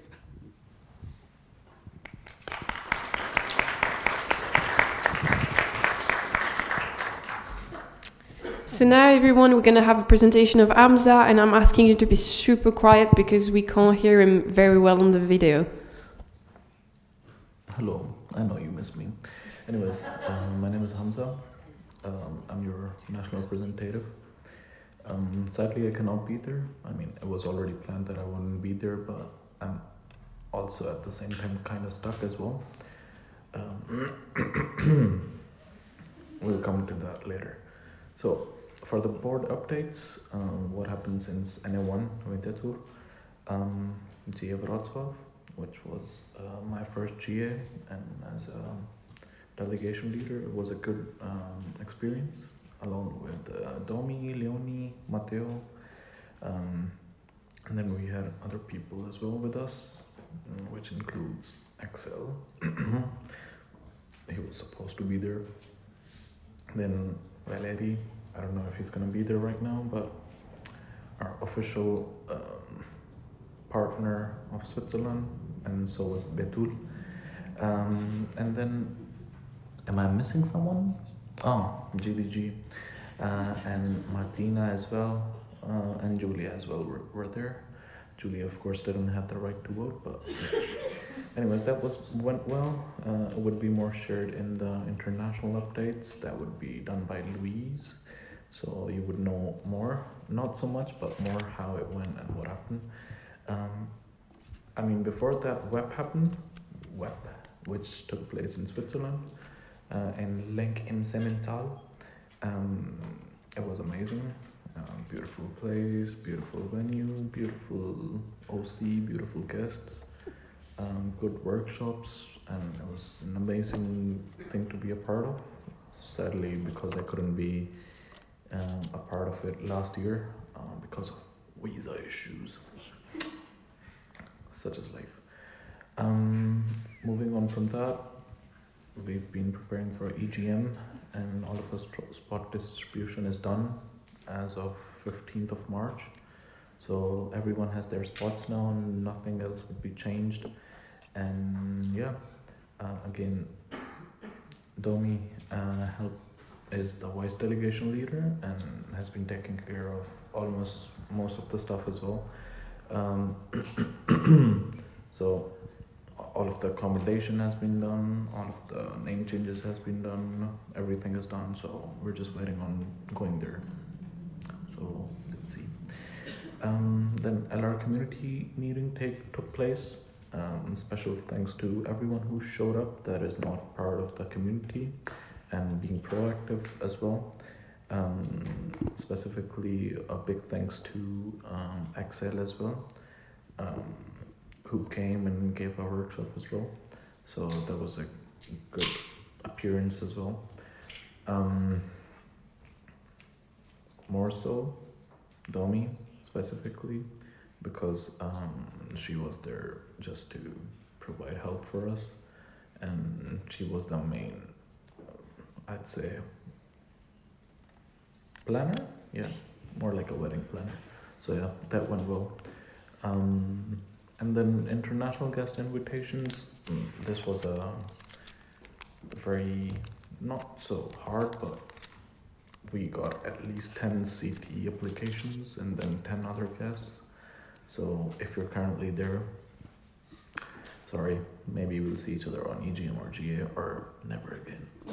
So yeah, at the end I think we have 8 guests, if I'm not wrong. And some of them dropped out because of some personal issues, someone got into an accident. So yeah. Next, we're preparing for GA Prague, all of the NO report and duty form. I'm waiting for the NA to end, so I can just do it right away because I have to update the wiki and update the NA, how it went, blah, blah, blah, who got elected, who did not. So yeah, we have to do that. It's currently ongoing, but it's gonna be done, I guess, almost right after NA. Yeah. Other than that, a lot of calls.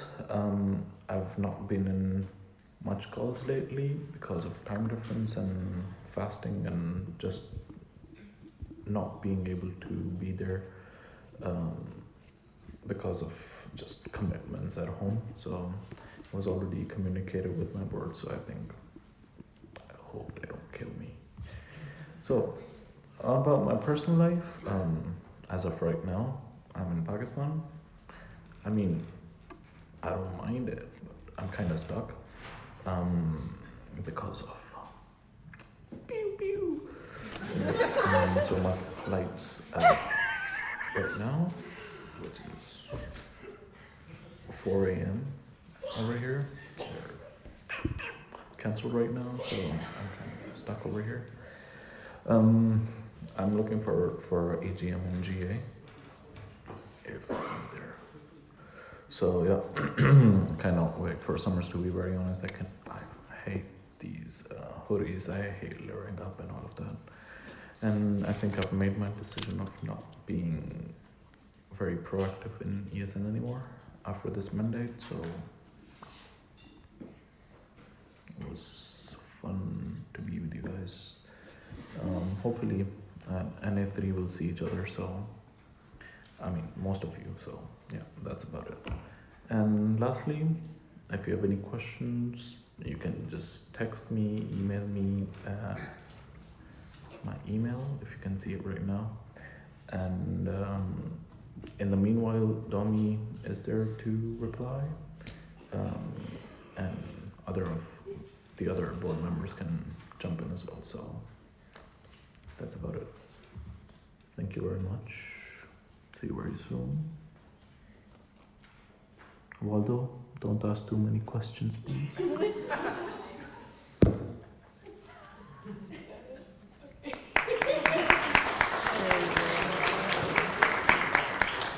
All right, so as Hamza beautifully said, I'm here.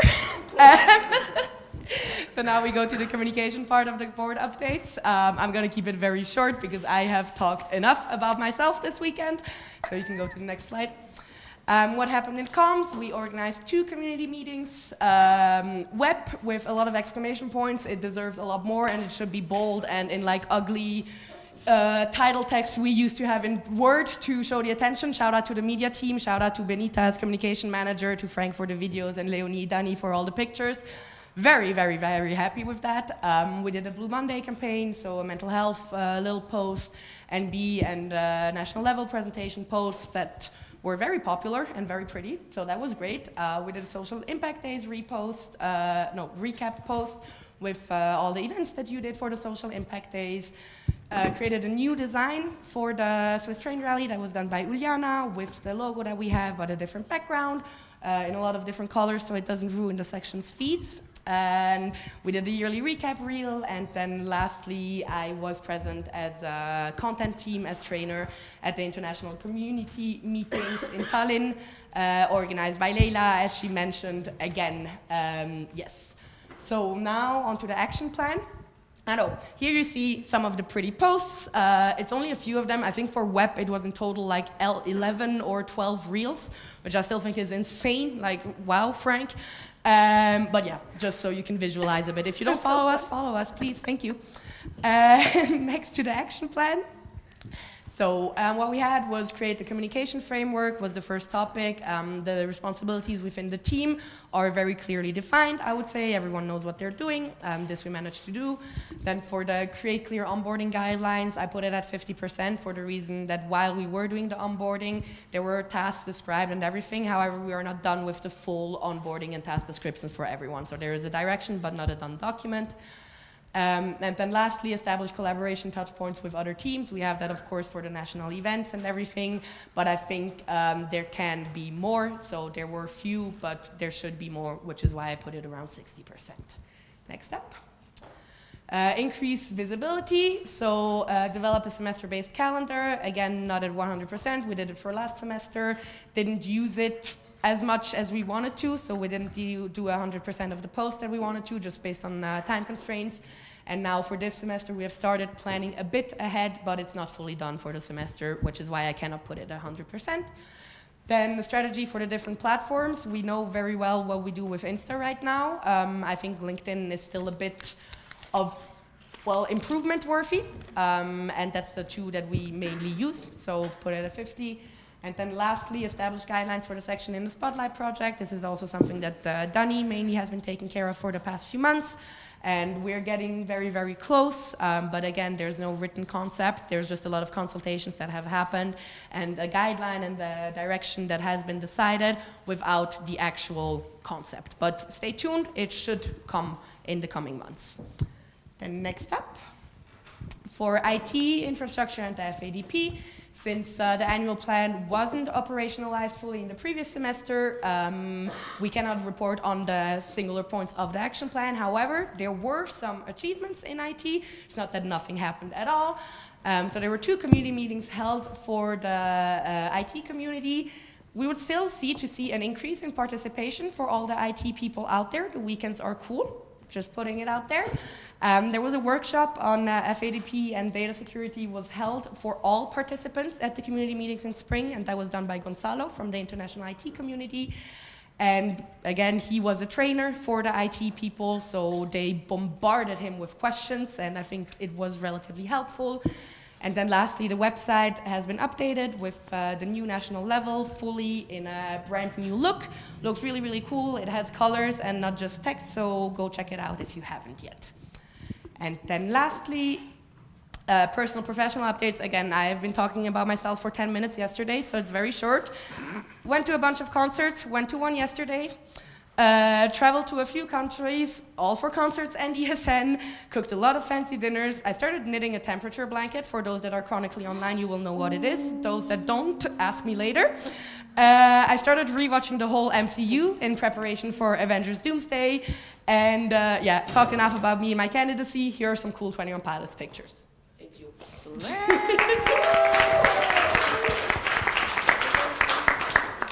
So now we're moving on to too close, I'm sorry.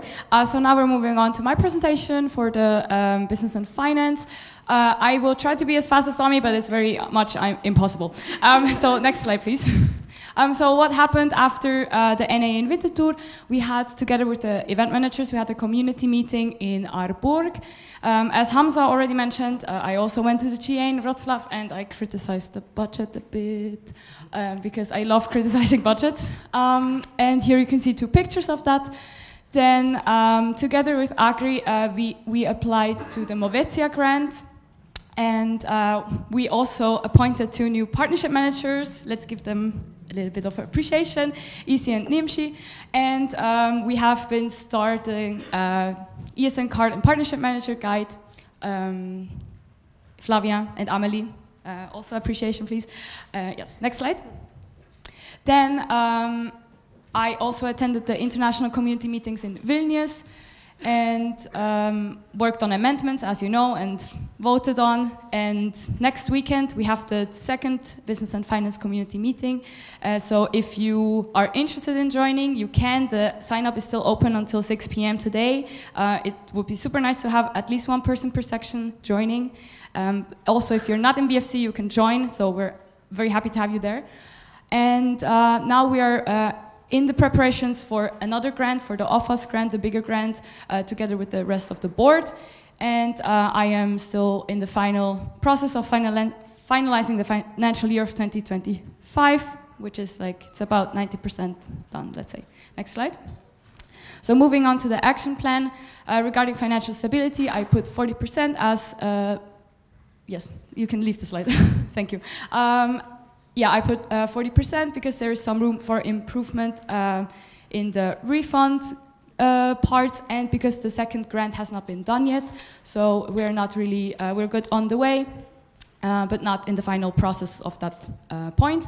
Then the refund system, it was one part that I amended in the action plan, where we are starting with a new project. So that's why it's very low in this point. Then for the BFC community, we are very good on track, very active and working on things. Well, this was the most useless sentence, but yeah, next slide. So then also for partnerships, there are some discussions going on, new partnerships being acquired, and yeah. Then the partnership booklet, which is in this point similar to the ESN card and partnership guide. So the booklet is just another definition. We are developing it, and it has not yet been translated to all the languages, which is why we are at 50%. And then the ESN card, you've probably seen it around. We have a huge ESN card now. The ESN card visibility has improved. I think you have also heard many things about the ESN card the past months. So also I want to encourage you to take a picture with the ESN card if you haven't done so, and also you can use it for your section promotion if you want and you have an idea. Just approach Flavia. And next slide. Then for my personal life, the ones that saw me at the NA1 in Vinti, you know I just removed my wisdom teeth there. I actually recovered, finally. Yeah, it took some time after the NA it was still pretty bad, picture on top. Then I also quit my job, and I spent some time in a clinic, so I had some personal things that went up and down. And yeah, after I quit my job, I also moved from Grisons to Bern again, and I got my first car. My first car, you can see it a tiny bit on the middle picture in the background. It's a blue Dacia Sandero, and it's a Romanian car, and Barbu helped me name the Romanian car with a Romanian name, Monica. And yes, so I started a new job in Adelboden in marketing and event management. And I started bachata class, but I am not the one on the bingo, okay? Yes, that's it.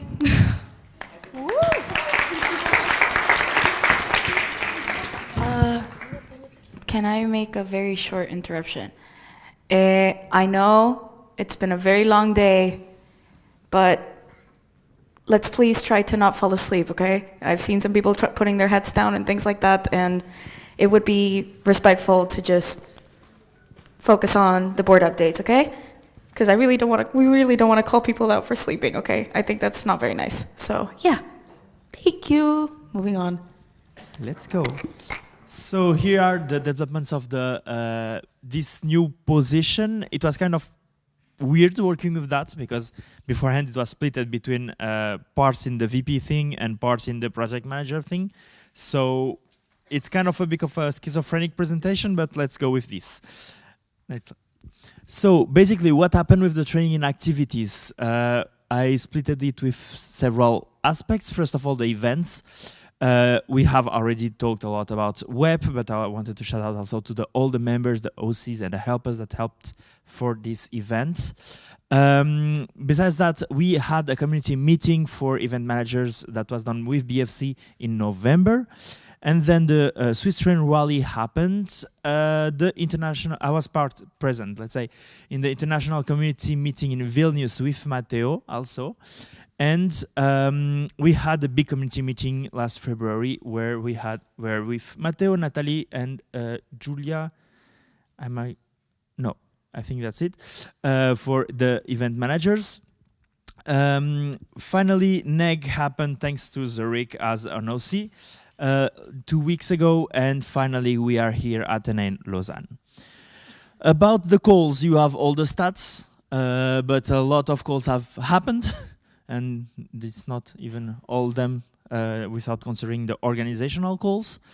And some extra things, since at the last NA1, there was ENA and all the change in the VPD things that you have seen already. We had a transition with Barbu. That was also a big chunk of the last few months. We had the board support appointments and where we welcomed Julia in the team as training and development officer. And she has been very great since then, but she's not in the room. She is? Ah, hey. And we are trying to make the event managers community reborn as much as we can. Oh, I did a mistake. EGM sessions, 3 of the ones I applied, one with Irene. Yay! They got accepted, so now I have 3 to do. Well, and I had a call with the VPD from Germany that is very interested in how we do community meetings. So we are also teaching others on our best practices, which is very nice. Next slide, please. On the points. Yes, so the project's info sheet, you have seen it appear in the first semester, so it was done and the first one is out. The next one are coming up.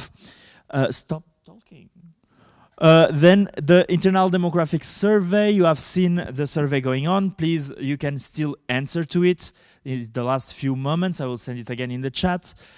So we are up with the data collection and the script to analyze all that is already prepared. So it's left, the report is left and the actual running the script. Then for the carbon footprint tracker, it's on Patricia. She's waiting for my feedback at the moment, but it's being updated to track the how much we move as the national level. Next slide, please. Then promotion of activities.esn.org. This is a promotion. Please put your events on activities.esn.org. But yes, so the aim is 2 per semester. 2 were done in the last semester, and now we are moving towards the next semester and new promotion. For NEG and how to document, the NEG happened in a different format than last year, which is one of the objectives of this year, to try out a new format. And now from that, I'll be attacking the OC from Zurich to have their feedback so I can gather all the information and build a how to do NEG document this second semester. On the workshops on social impact, so I put all the causes together in this category. The aim was at least 3 throughout the year. We have already the 100% achieved and more will come, so we'll go beyond on that. Next slide, please. The project incubator idea, the proof of concept doc is started. The next phase will be to actually submit to the sections to have feedbacks, possibly at community weekend. Promotion of the grants, 2 per semester. There was 2 in the last semester, and now we are in the new semester. So that's why it's 50% at the moment. And the national mentorship project, it's something that I put in standby for now. The reason is that I had to kind of get another, like the fusion of the positions. So I'm navigating between the new tasks. Next slide. For the National Employability Fair, it's the same thing. It has put on standby at the moment. For the SSI for ESN events and the integration of that in our activities like everyday life, 2 workshops were done on the topic in the last few months, and there is, I have gathered a list of different indicators where I can create from that a guideline or something like that. And on the sexual health campaign, I drafted the concept at the moment, and now I have to see where we go with this draft. Next. I'm sorry to cut you, you have 1 minute left. UNESCO Heritage Campaign. Ideas are identified. Ask Amélie on that. Cookbook also, she got recipes. And international projects and causes related calls. I went to all the ones that were possible until -1 until now. Next slide, please. For the event management and training updates that were part of the VPD thing, there are many things that were not operationalized at that point. And this is something that I'm not going in that at this point. The report will have more things. Next slide. For personal professional, turned at 28, went to Portugal, Netherlands, and Lithuania, started to play again and moved games and trying to keep my friendships alive. I am finishing teaching for this year. Very soon, first author of the first article of my research and collecting data, poster conference. Send good vibes for the 31st of March. I'm defending my midterm PhD defense. And the last info I want to give you is we will have the community weekend has planned on the calendar, so booked the 10 to 12, right, of April. The place will still be up to announcement because we have different possibilities and the board has to accept the budgets yet. But besides that, it will happen. Woo.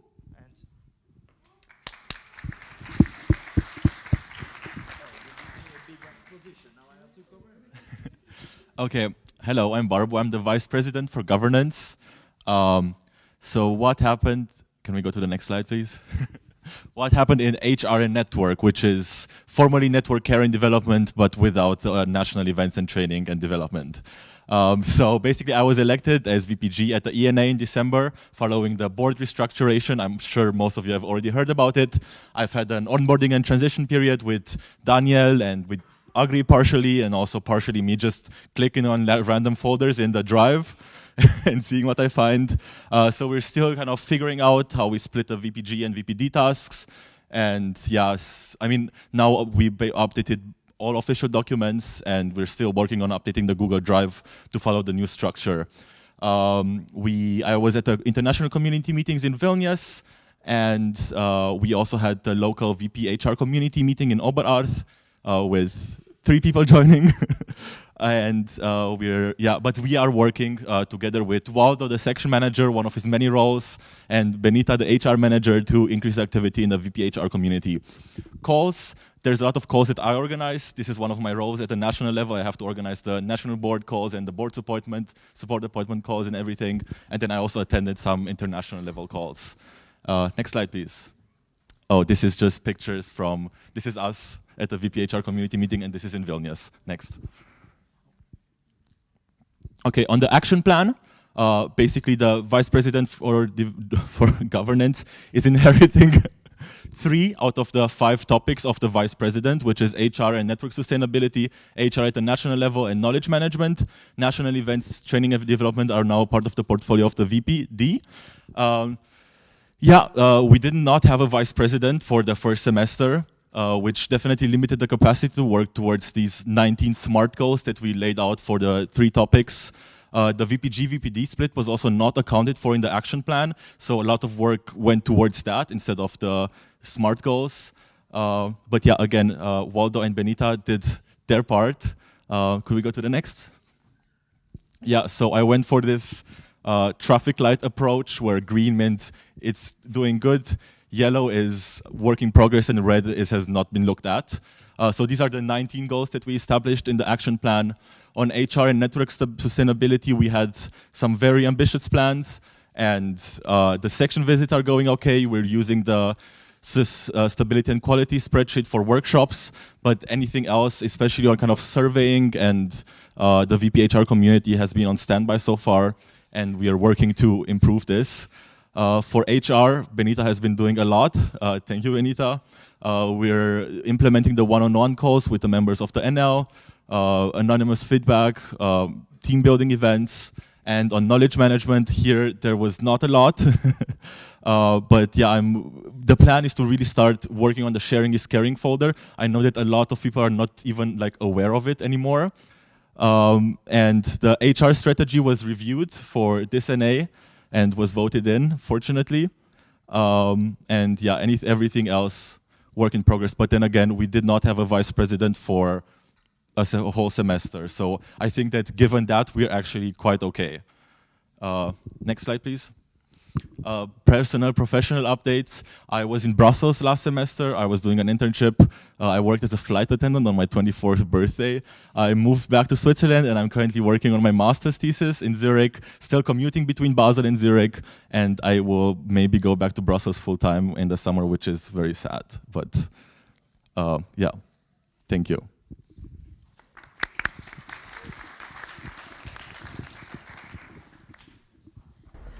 Okay, we're going to start with a question. Just a little reminder, you can always go to the NB members to talk with them directly if you have questions. And we're going to be already with 30 seconds for questions, 1 minute for answer. Axel, ESN, EPFL, ESN International. So the standard procedure usually when we send amendments is to have check for feedbacks with the AC beforehand. And while talking with Sandrine before, she told me that you reach out only after the amendments were sent. So I was wondering why the process was like this. Was it a lack of time or something else? Thank you.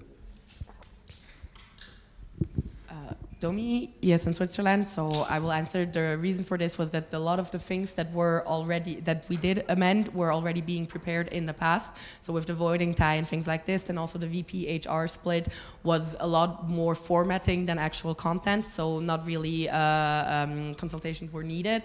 And then we also talked to Elena for a few of the amendments, which is officially also part of the advisory council. So since Sandrine is living her best life wherever she currently is, I think it's Vietnam, I don't know, somewhere in Asia. That is why, like, there were some consultations, not for everything, just because we didn't deem it necessary. Thank you. Axel, yes, NPFL is International. So for this NA, we could see Agrippine less active online compared to the last one. I was wondering what was the reason. Was it for the flow of the NA or for some technical reasons or something else? Daniel is in Switzerland. Mostly it was a review of what was the added value of having her here. We started even earlier this time, so the welcome speech was basically 2 a.m. for her, to nearly 3, but that was very not. But globally, this NA is also mainly for candidacies. And even though it would have also been good to have her own questions and so on as current president, the spotlight was not that much put on the NB, and we kind of discussed that she didn't need it that much to be there. Thank you. Axel, ESN, EPFL, ESN International. Question not to Domi, but someone else. So when you decided to have a big team, a communication team, I know that the board had huge expectations on the work of the communication team. So I just wanted to know, like, from the overboard member perspective, were this expectation reached or not as much as expected? Thank you. Leonie is in Switzerland. For me personally, I think there was a huge increase of content that we saw, and also like very valuable content, very diverse content. So for me personally, I think it was very much met, and it was a very good decision to have such a big communication team as well, because we also could have had it smaller, but in the end we didn't. Daniel, yes, in Switzerland. I also have been with Domi in 2 different boards with 2 very different size of the teams. And I can also see how much Domi can actually also give in the, let's say, national boards tasks that are not position related, because she can rely so much on her team. So that is also an add up for us. Thank you. Actually, ESN IPFL, ESN International. So to Leonie, just a quick question for clarification. When you present the action plan updates, was it related to the previous one or the one that have been accepted today? Leonie is in Switzerland. It has been to the one you accepted. It's updated to the one that was accepted. I forgot to mention. Thank you. And last question, actually, ESN IPFL, ESN International. So to Barbu, as we know, we still have some vacant positions, and some people might start a bit later than the current board, at least in the transition process. So I was wondering what advices you could give them for future applicants. Yeah, Barbu ESN Switzerland. I think that for me, it's a lot more extreme because you join a team that has been working a lot already and knows how to work with each other. I think that it went okay. I think there was a lot of learning by doing, and I was just thrown into everything, which, I mean, my first ever NB meeting, they were, okay, Barbu, you can start sharing it, like a day after I got elected. Which worked out okay. I think it worked out okay. I don't know, I don't think I have anything specific. It really depends on the people that you're in the board with, and I was lucky to know all of them from before. But yeah, in general, just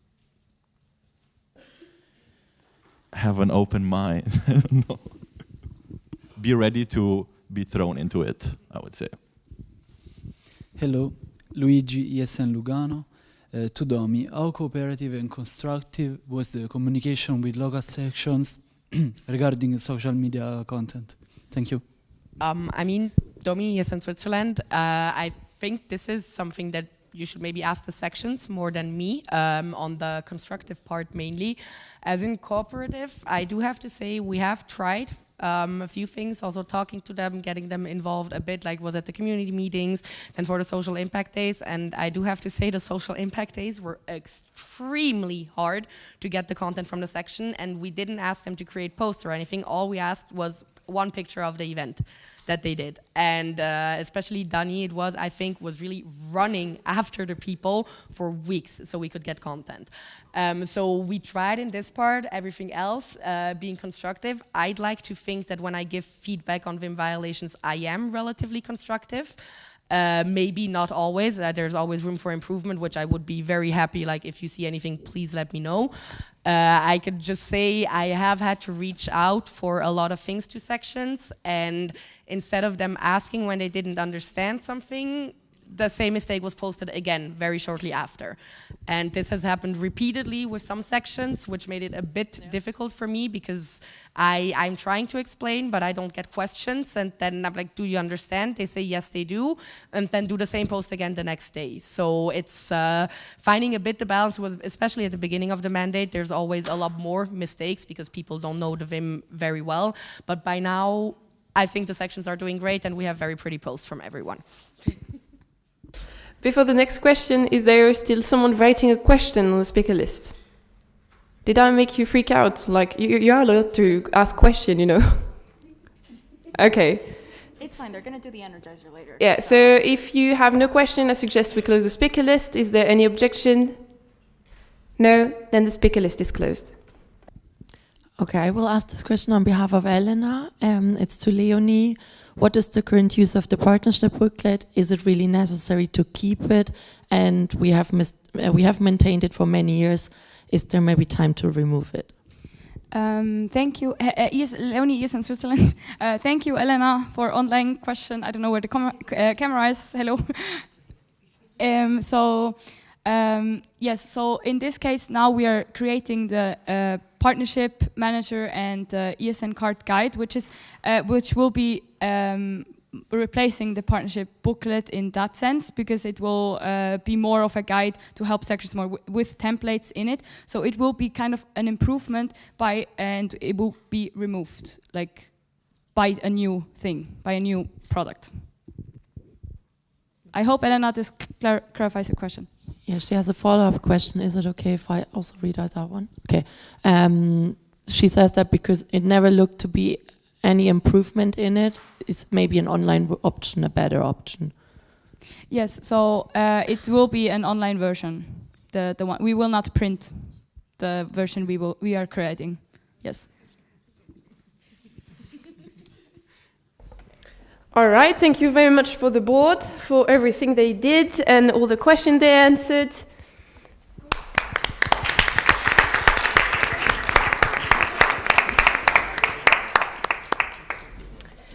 So now we are going to move to the workshop session, and I'm going to ask Julia to come up on stage. And little reminder, guys, come back to the plenaries on time. All the time we lose because you're not here, it's the more late we finish today.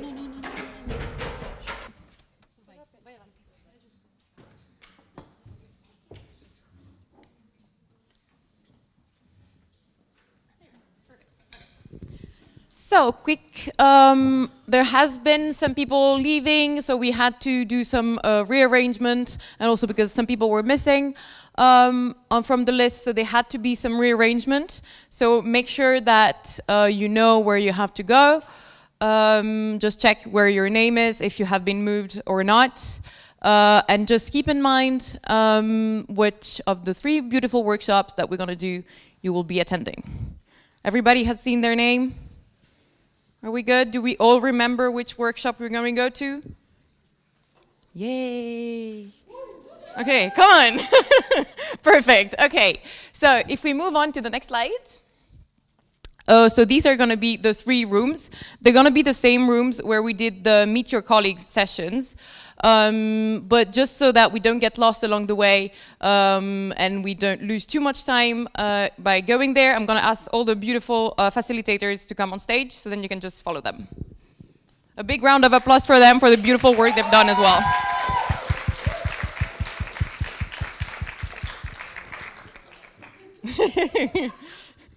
And we also have Diego and Amelie who are already in the rooms just setting up everything. So for European education policies, what is the Erasmus Plus program based on? You're going to follow Valerie and Izide. Then from similar to creative designing new ESN events, you can follow Matteo. And then for Lost in Translation, bridging cultures for effective communication within ESN and beyond, you can follow me. And I had the requirement from our beautiful chairing team that I am allowed to push you to run to the sessions and to come back to the plenaries. So I will. Okay, so we can all move to the plenaries to enjoy the workshops. Thank you. And little things, after the workshop, there are going to be coffee breaks for 10 minutes. And so everyone has to be seated at 4 after the coffee break. 4.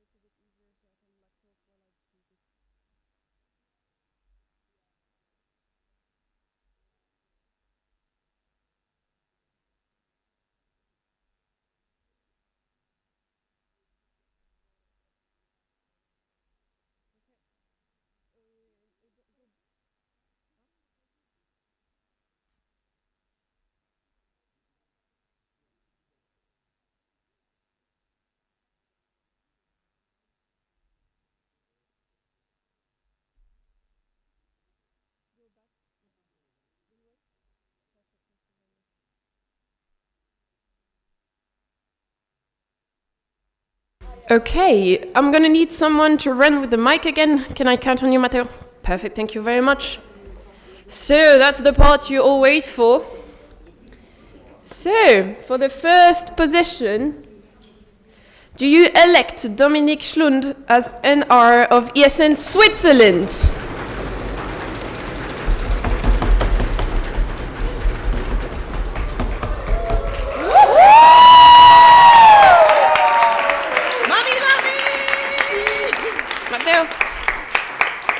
Matteo, could you come please to... So, Dominique Schlund, do you accept the position as NR of ESN Switzerland? Yes, of course. Happily. Thank you.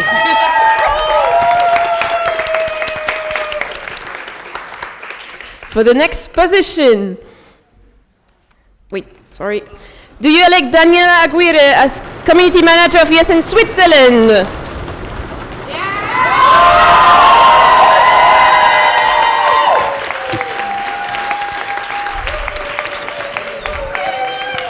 Dani, do you accept the position of Communication Manager of ESN Switzerland? Yes, thank you.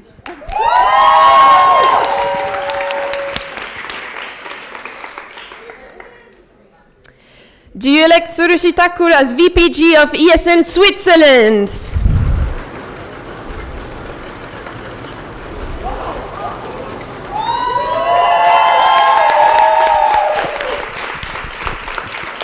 Tsurushi, do you accept the position of VPG of ESN Switzerland? Yes, I accept. Thank you.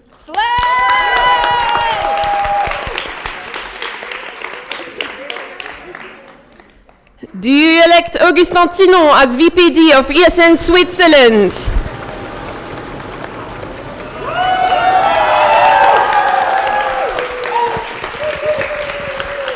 Augustin, do you accept the position as VPD of ESN Switzerland? Yes, I do.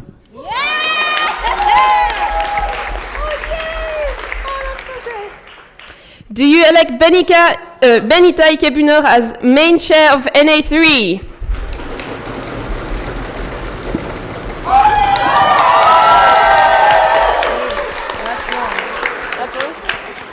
Okay. I'm very sorry, I wrote something wrong on the thing. On the slide is 13 yes.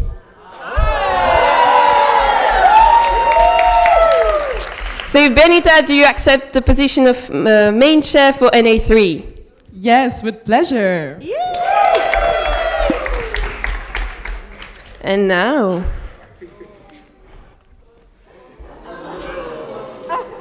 I love being sneaky. This is great. This is so good. Who do you elect as president of ESN Switzerland? Drum roll, please!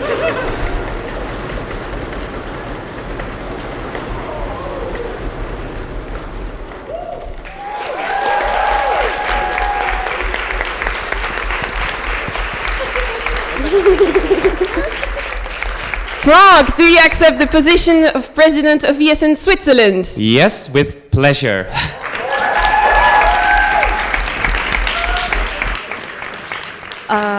And maybe, can we also give a huge round of applause for Flavien as well?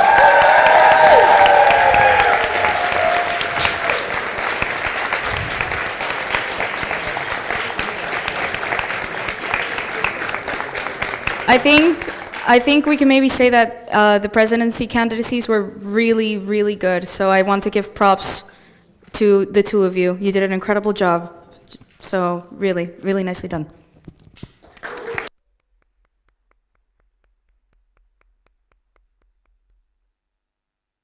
And now for the end of the day, I'm going to ask Daniel to come explain the family feedback round, please. Thank you. So, for the ones that are there for more time, you know more or less how it works. For the others, basically there will be 3 stations where the families will, I mean, there are many people that are not there anymore, but maybe we do by workshops actually. By the group of workshops, you I will re-show re-show the families separation things, so you know with which team you are, and each team will go to one of the stations. The OC will be by the coffee break, and over there you'll get all the you'll give the feedback to the OC on stuff like of what they covered. Then there will be one here with the CT for the feedback towards matters that concern the city organization, and the NB will be on the corner over there with the national level also. The idea is that you'll have the amount of time Laureen will tell you for giving the feedback, and then after this amount of time, the teams switch and you go through the 3 stations. The point is to get as much as information as feedback, constructive feedback, but both positive and negative things, so that the next editions can be improved. Am I missing anything? No? Okay, so the ones that were in the European education policies go directly to with the OC on the other side. The ones that are in the ESN events come to the city, and the ones with the effective communication will go over there with the national level. And that's it. So how much time per 10 minutes? 10 minutes per position, and we'll scream at you when it's time to move. Okay, let's go, people.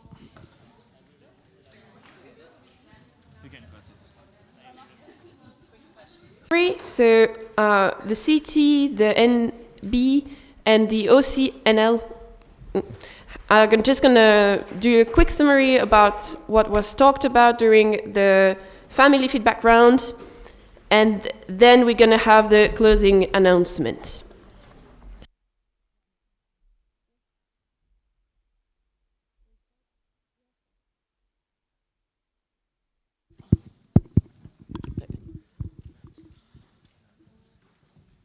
Do you need my name and section?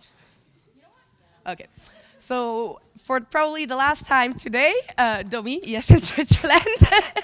So the feedback we got, I'm just talking about the national level feedback that we got. So this is mainly focused on the content. We talked about the amendments, the format that we do it, general agreement that the way we do it is okay.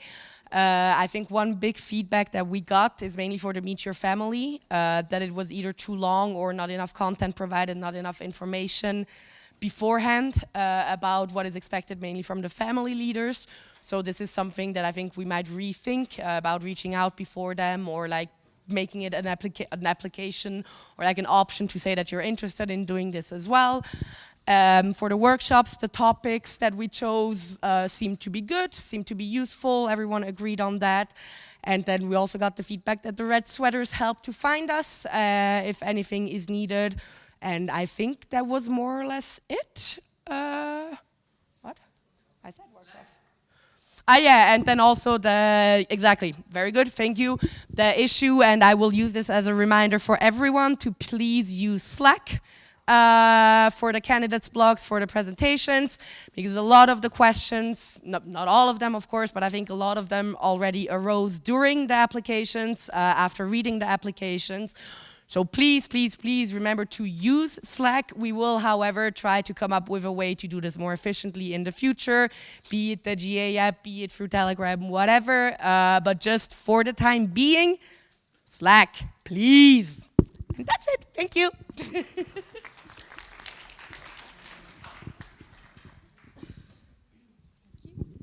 So, Laureen, CT, ESN Neuchâtel Zurich. I'm going to do the little summary for the CT. In all, we got pretty good reply about the CT. We had about the documents, we were really happy because it was not too confusing. Apparently, it was easy to find and easy to be aware about the agenda and everything. About the timing and structure, everyone was really happy about how we managed the time. And I am really happy as well, I can say, and from the CT, because we are not that late on the agenda to say we are at NA2. Usually we're really, really late. Yesterday we were 20 minutes late, and today we are 35 minutes late, roughly. So thank you so much for respecting the time and being on time every time. That was really, really good. A comment says that it would be nice to remind people to come back to the room, not the moment they have to be in the room, but a bit before. Also about question rounds and presentation, that it would be good to have a timer somewhere, someone to remind about how much time we have left for questions or for presentations. Also about Slack, to use Slack a bit more. And also about the rule of the games, for example, with the hammer, like it was a joke at first, but I ended up using it. So it would have been nice to explain from the beginning that when I use it, like it means you are out of time. Also, we got some comments for technical chair that he did a really good job. There was no major problems, and also it's not a job like you really see what's going on, because if everything is fine, then you're just like, oh, that was good. So really, really, really thank you, Marco. Also for vice chair, it's a lot of work, and also you don't really see it. You're gonna see it later. So thank you very much, Irene. She helped me really a lot, so thank you very much. And for main chair, you mostly say that it was a nice, strict policy. Thank you. And the explanation on the voting were really clear, and I'm really happy it helped you out. So that were most of it. Oh, also the fact that the city was mixed between Swiss and international guests, it was really nice, because we could have like comments from the city about some subject, for example. So thank you very, very much for everyone here, the NA, the NB, the OC, that have worked with us. That was really, really great, so thank you so much.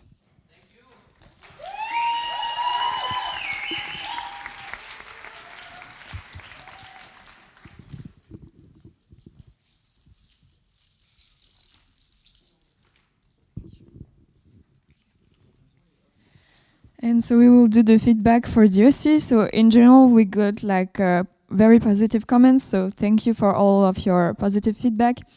And there are some points that we also should like make better next time. The main point was maybe for the venues that it was far, going like for example for eating, and also the venue for the party and everything. But like social programs in general, it was good, but it was sad that we didn't have the family games, unfortunately, due to like delay. Then the food, overall it was good, but maybe we could have more food, and also and also we got a few other comments. And the venue for Saturday, like overall the comments were good, but just the fact that it was far, but like it was good to have a place where we could be like everyone together and like only ESN people. Yeah.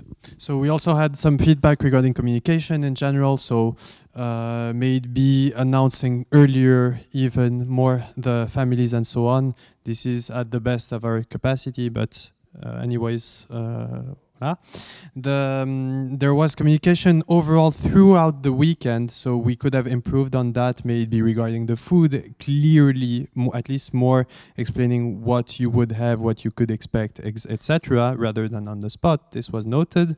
Regarding communication in general, there were announcements that were used for everything. It could have been, so a feedback was to maybe split that between formal announcements and I'd say more fun announcements. Same for a general channel where many things can be lost there. So splitting into some spam and more general stuff. So more segmentation of communication probably. And so we kind of had mixed feelings as well. I mean, mixed feedbacks between people enjoying having like short announcements timed every now and then, and also people enjoying to have everything in one go. So we don't exactly know, but we had the both options. And yeah, other than that, yeah, the price of the event was also appreciated per people. Like social program providing like snacks and beverages was something which was appreciated as well. And yeah, and thank you for coming also. Yeah, I guess that's mostly it on our end. Yes, so we can pass the mic.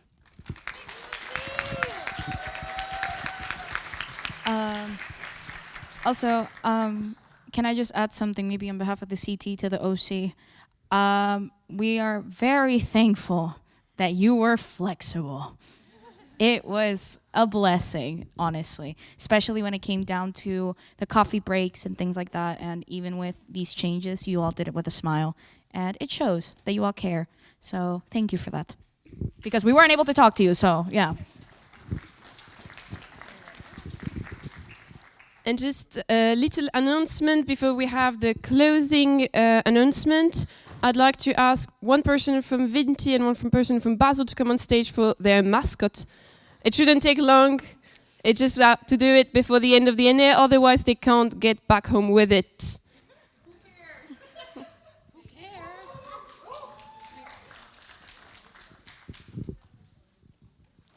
I'll take it first. Yes. Hello, hello. It is really bright, yes. So, you're going to stand there. I'm giving you this in advance. She's representing Basel. Anyways, you lost your mascot to Geneva, and we stole Geneva, so we swapped it for yours. So now we have to give it back to you. And she has a little script that she has to read. And say it with conviction, please. Not like, whatever. Just like you mean it. So, can you read it? Yes, I'll give it to you. Are you ready? No, okay. Here we go. Please. As a representative of ESN Basel, I happily proclaim that ESN Winter Tour was, and will always be a superior section to ESN Basel. Thank you. And here is your mascot back. Yes. Thank you. And now we're going to have the closing announcement, and to whom should I give the mic?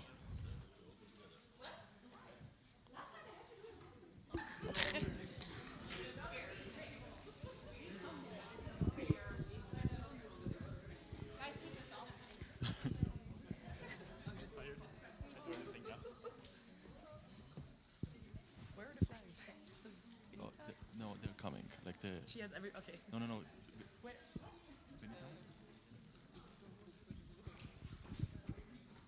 I mean, they know what's coming. Let's be honest. Yeah, take them. Could the OC please come to the stage, please? Like ideally the whole OC, as many of you as possible, please.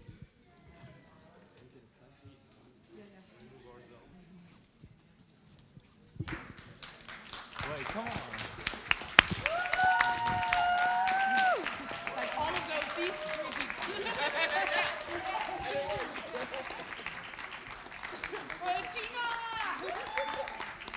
Yeah, we will. Well, in the spirit of NA Winter Tour, I was also assigned the closing ceremony like 20 minutes ago. It's been definitely been quite an intense 2 days, a bit of a roller coaster. I hope that for the newbies it wasn't too much, but it definitely wasn't for nothing. We definitely have a very clear idea of how the board is going to look like next year and how the future of our network looks like. And yeah, it would have, of course, not been possible without our OC. So a big round of applause for the OC. You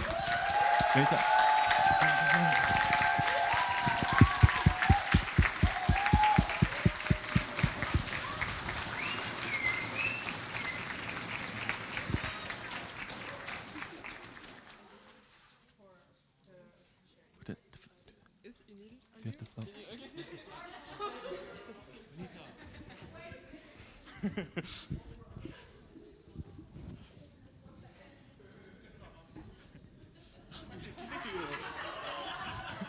What? That's an issue. Yeah. Well, a big round of applause for the CTE. It's OC.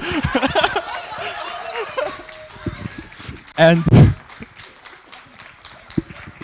also, I think it's only fair to invite the board elect on the stage. So if you're here, please come to the stage.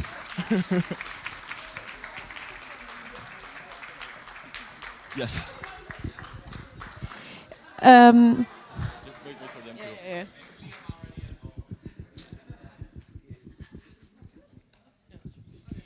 Yeah, I also wanted to say, because you all thanked us very much and we really appreciate it, but whom you didn't see are the 40 volunteers who cooked for you, who were there for coffee breaks, who were there for the party, and they also deserve a round of applause, so thank you.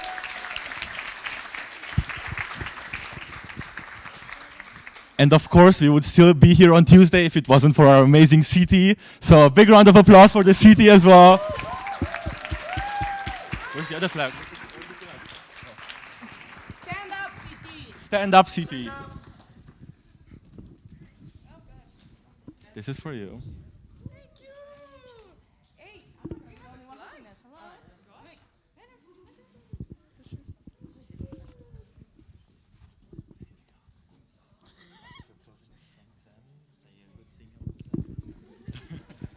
Thank you, CT, again. Thank you, OC. Would you like to say something?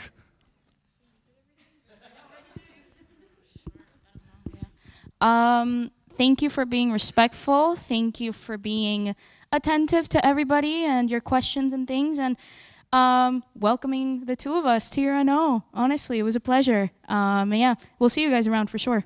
Yeah. I would say thank also for it was my first time in Switzerland, so I like it, the Switzerland, not the price, but that's another problem. So thank you for all your question, all your engagement, and continue in this way. Okay, well, with that, I think it's time to officially close NA II Lausanne 2026. So big round of applause. The NA is officially closed.